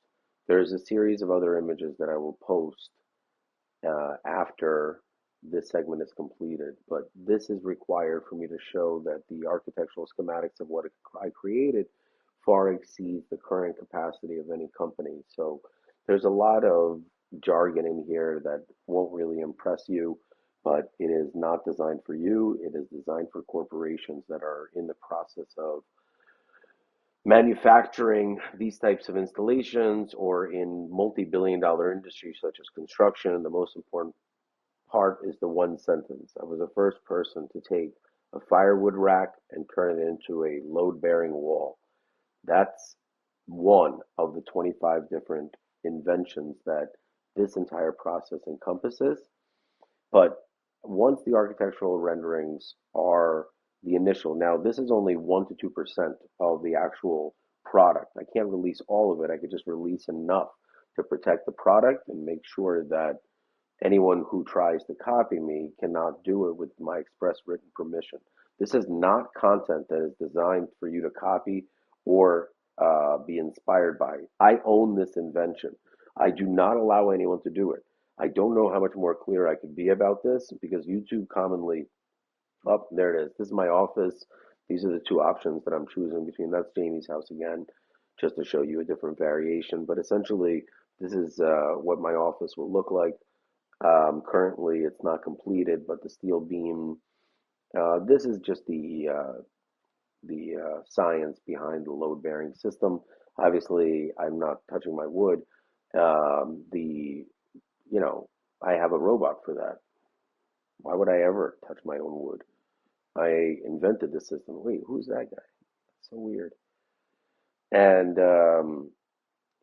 kind of looks like me, but unfortunately, I'm a poor man and I can't afford a thing like this. So I would never be able to find an actual human being to look at this. And this right here is really some of the most stunning versions of what is to come. Please, ladies and gentlemen, believe in yourself. Wait, no, it was off. Was Now we're it? back on. Yeah, now What? we're back on. I hope you got everything.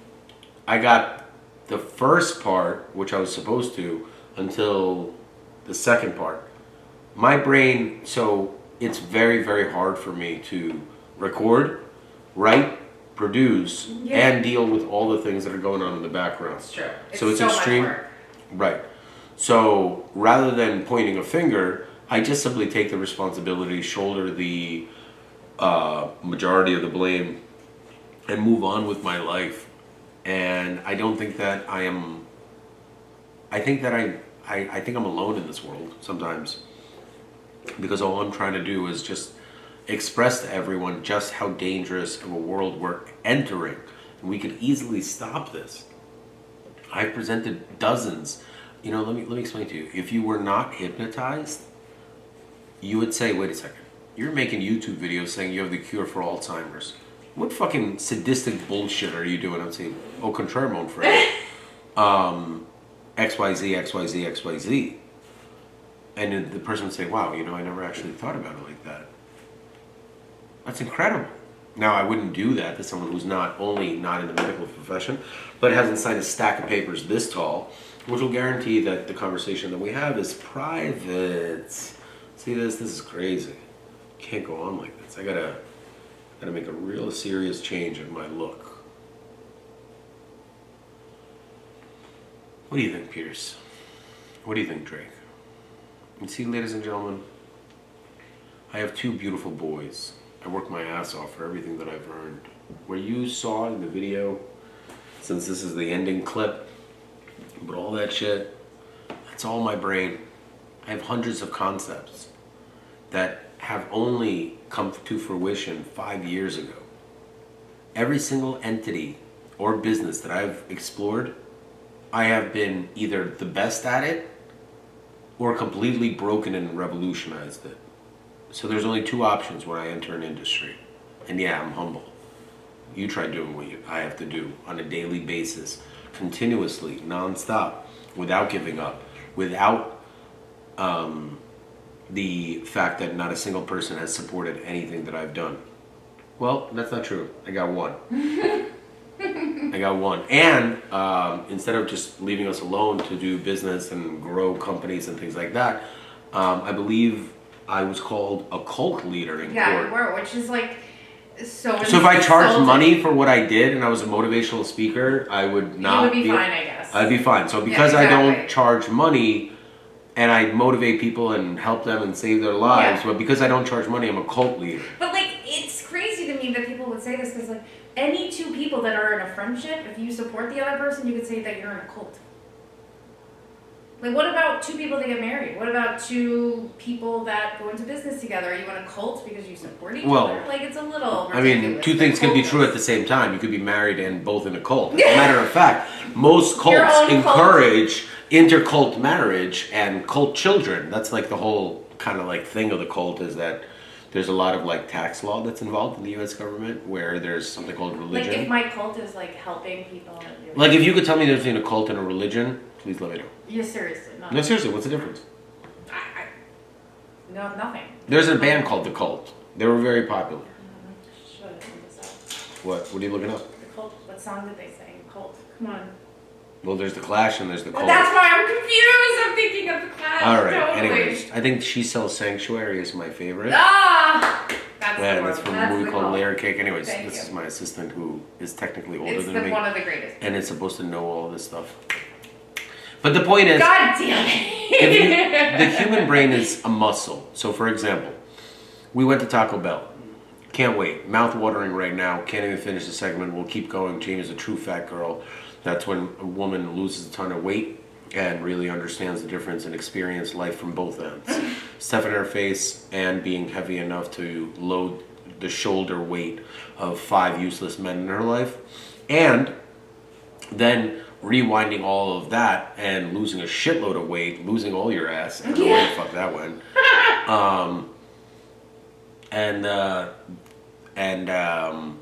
And yeah, your hair does look really good. Fuck it. Thanks. It's super long, and that's one of the reasons why I keep you off camera is because I can't even buy a tomato, No. let alone go on camera with a co-host without being accused of something that's not true, being punished by people who have no right to do it.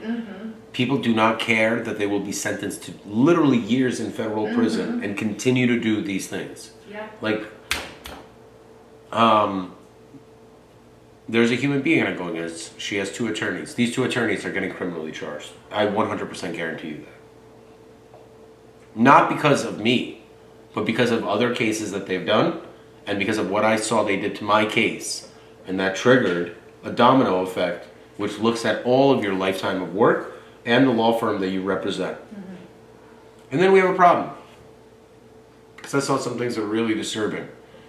And I would love to see them in court. Don't be scared. I'm a really friendly ghost. Kind of like Casper. Except I'm real. And that's the difference between me and you. I speak the truth, while you can't even listen to it.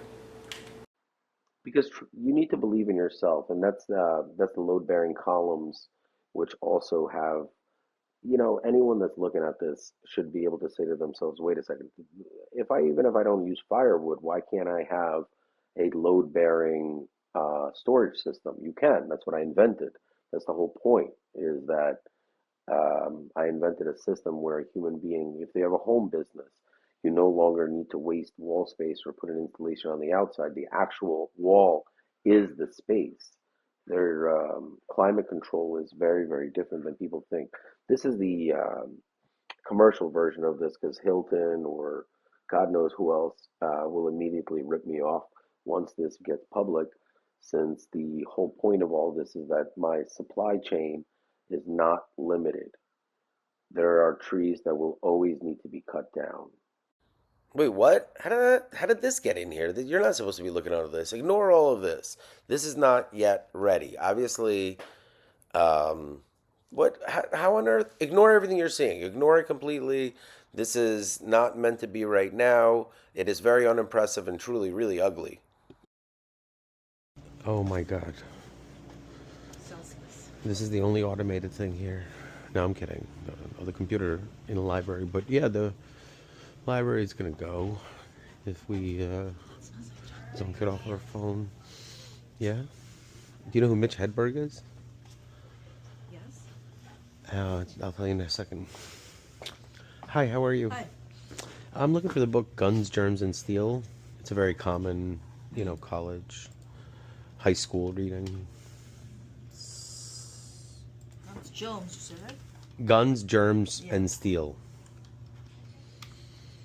It's like a book you carry around if you want to tell people that you're smart.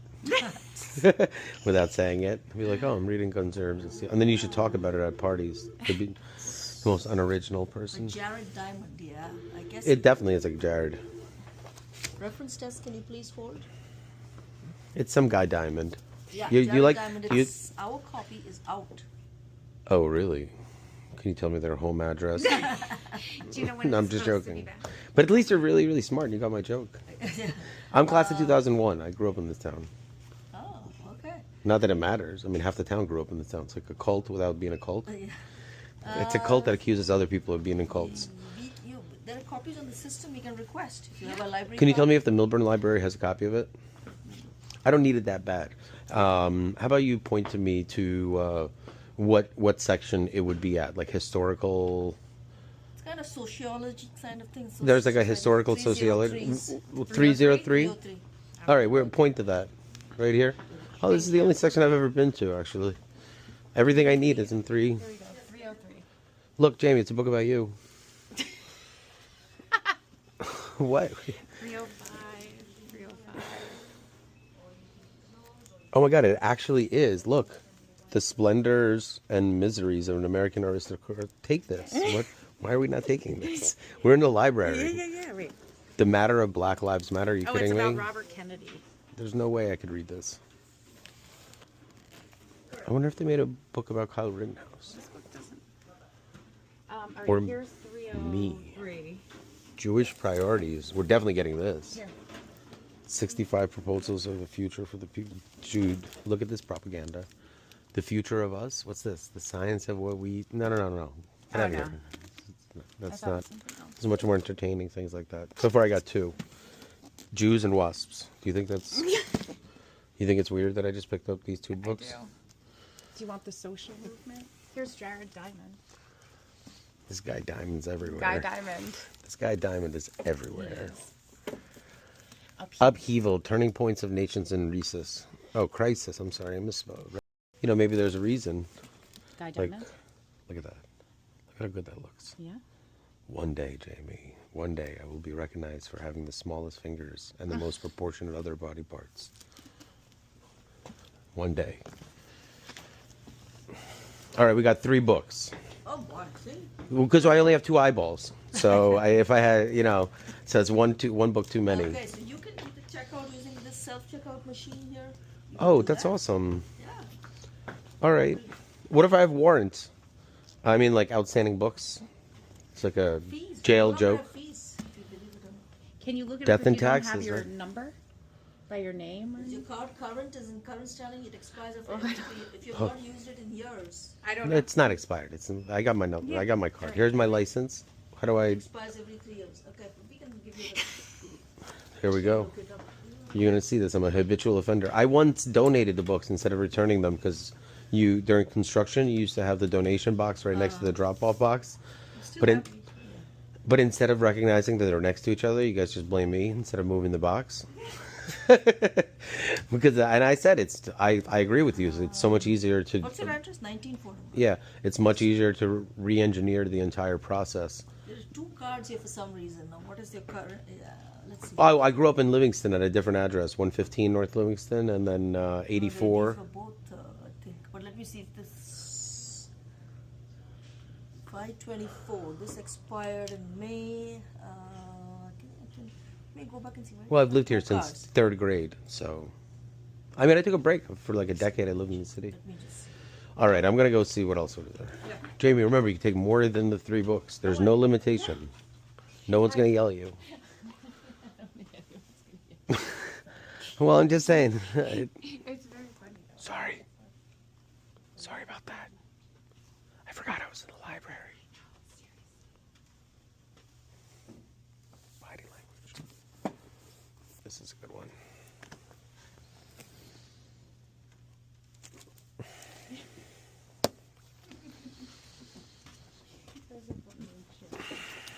What?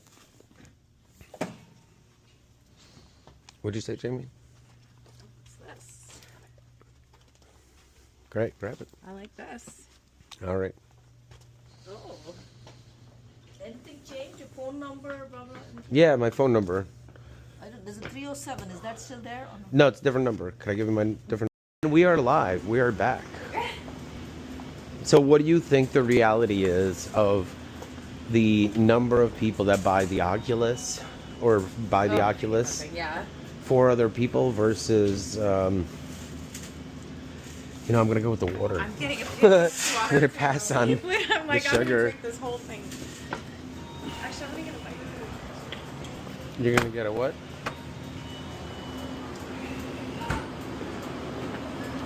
I am so blown away by this movie. Look, that's a wallet. That's a phone. Excuse me. Are you finished? All right, cool. It's like I don't want to cut or interrupt it, but I got to do one. Oh my God, I am in a cloud Yeah, of like looking at everyone like What has just happened? I'm in like a state of I want to turn away. Thirsty. Look, he's on the phone with someone Oh, is else. that what it is? Yeah. Oh, it's so strange to me. Hi, how are you? Do you guys pay people to buy these now? Like, I mean, realistically, if this was a real economy, eventually you would pay people to buy these. I'm just saying. Do you get my joke? Okay, thank you. Are you good at math? I'm not a very good person at math. It seems like More you're of very science smart. person. It's hard to do science without math. Or make a joke and be dumb. All right.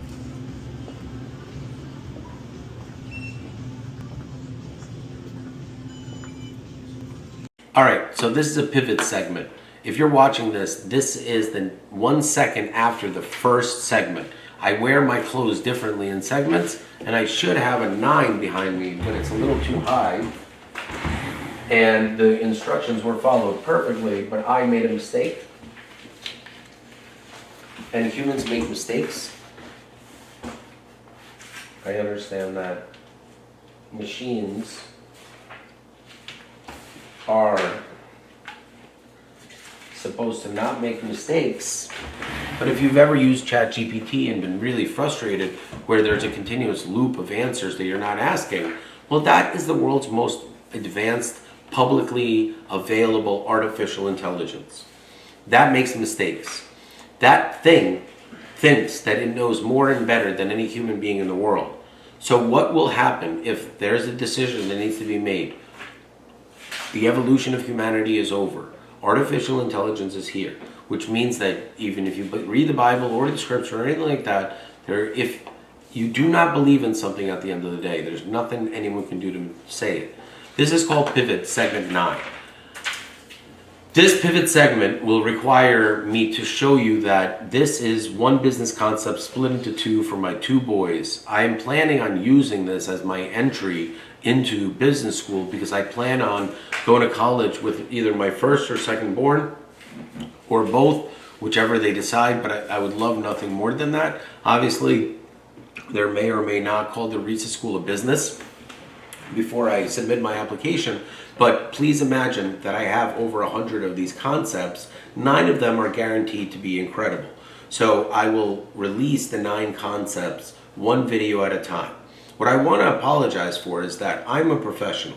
When you see this, all that you need to do is give it to a production company and they can take the images as well as the actual business concepts and the architectural renderings, can create an incredible presentation, which then gets disseminated to a dozen hedge funds who then have the option to either say, no, thank you, Mr. Reeses, we do not believe in you. Please remember, there's a $100 million insurance policy that I require to be put on my life should anything happen, because there's no one but me that can execute on these concepts.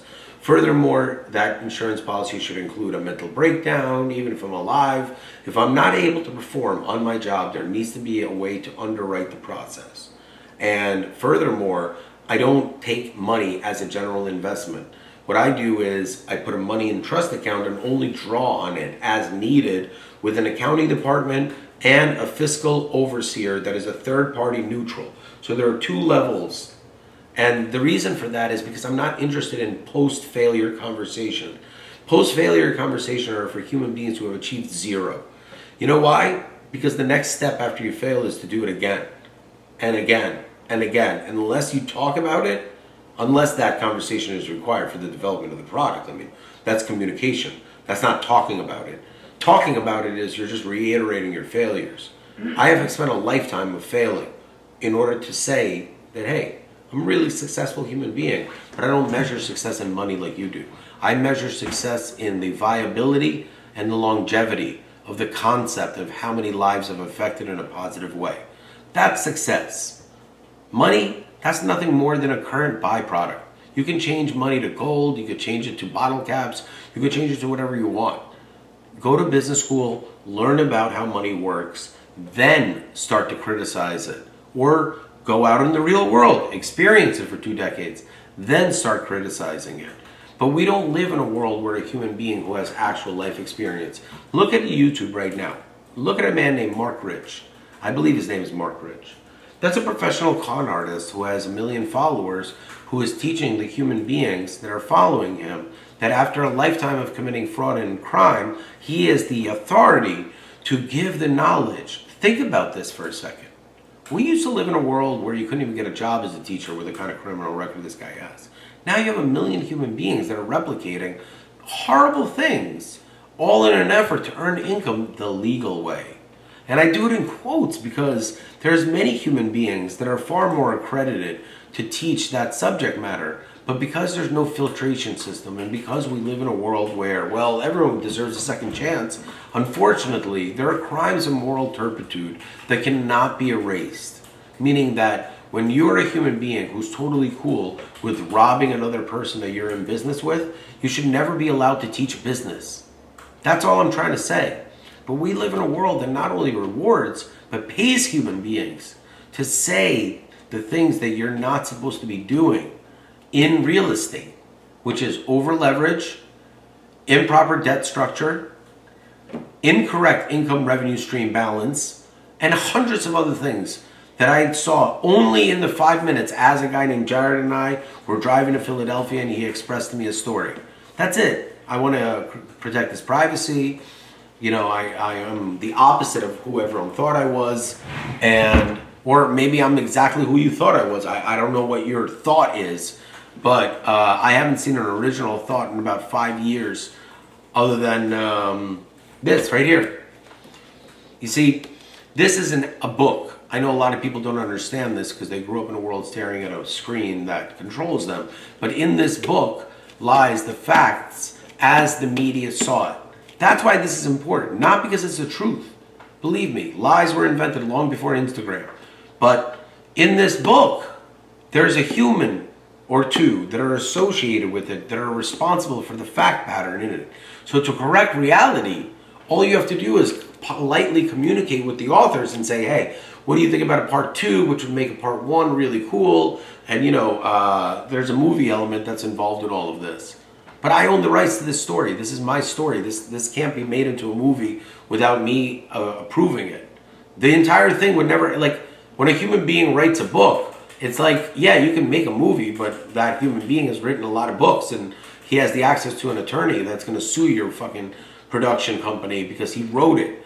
I didn't write this book. I wrote the story. I am the story. I am a human being who's on YouTube saying, hey, this is an awesome book. This book would never exist if it wasn't for me. That's what I'm trying to tell you. This is, if you watch Seinfeld, I'm Kramer in this. This is my story. And I don't want any money for it. I just want the facts to be right. The money that I want has been stolen from me. That's all I want back. My retribution is how society chooses to correct its mistakes. They don't have a choice to return my money. That's a crime. There's nothing to talk about. My properties go back to me. I want a full check for all the rent payments missed, as well as a restructuring of the debt, as well as a complete erase of every single crime that's been committed against me. And something happened in the background that really affected me. And I'm not ready to really talk about it. And it's not as dramatic as you think. It is just so indicative of what kind of a world we live in and how difficult it is for an eccentric person who does not abuse medication to find help in a world where he is trying his best to not be himself because people have bullied and hurt him so much. There's only one doctor on earth that I want to see, and he knows who he is. This man is gold. Trust me, I know what I'm talking about. We are live. We are back. So what do you think the reality is of the number of people that buy the Oculus or buy the Oculus for other people versus, I'm going to go with the water. I'm getting a big I'm water. going to pass on I'm like, the I'm gonna sugar. drink this whole thing. Actually, I'm gonna get a bite. You're going to get a what?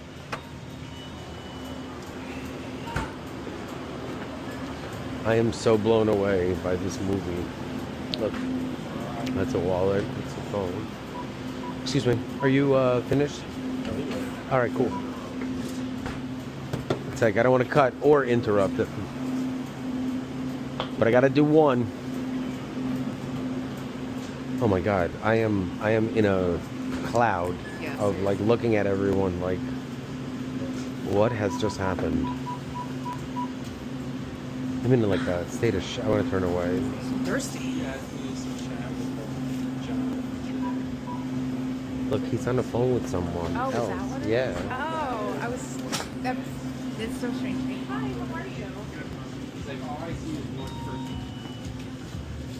Do you guys pay people to buy these now? Like, I mean, realistically, if this was a real economy, eventually you would pay people to buy these. I'm just saying. Do you get my joke? Okay, thank you. Are you good at math? I'm not a very good person in math. It seems like More you're of very science smart. person. It's hard to do science without math. Or make a joke and be dumb. All right.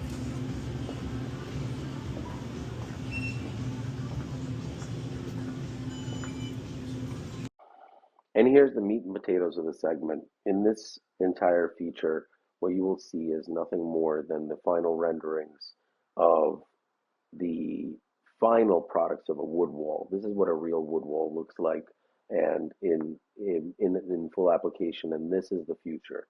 This is the transition from the wood wall to cash cow storage, which is what this is all about. It is the autonomous automation that is, as you can see, this is the final product of cash cow, which I had envisioned when I was 8 years old. If you know what a dot matrix printer is, the cow pattern on a large scale eliminates the ability for a single box to be missing without raising a red flag because it'll be a hole that's missing. This is the container version where human beings who live in a neighborhood or their neighbors can share a container to put all their excess stuff. Remember, everything is logged on the internet and for sale at all times. So you run your distribution, everything you can imagine developed and proprietized and launched by one human being, me.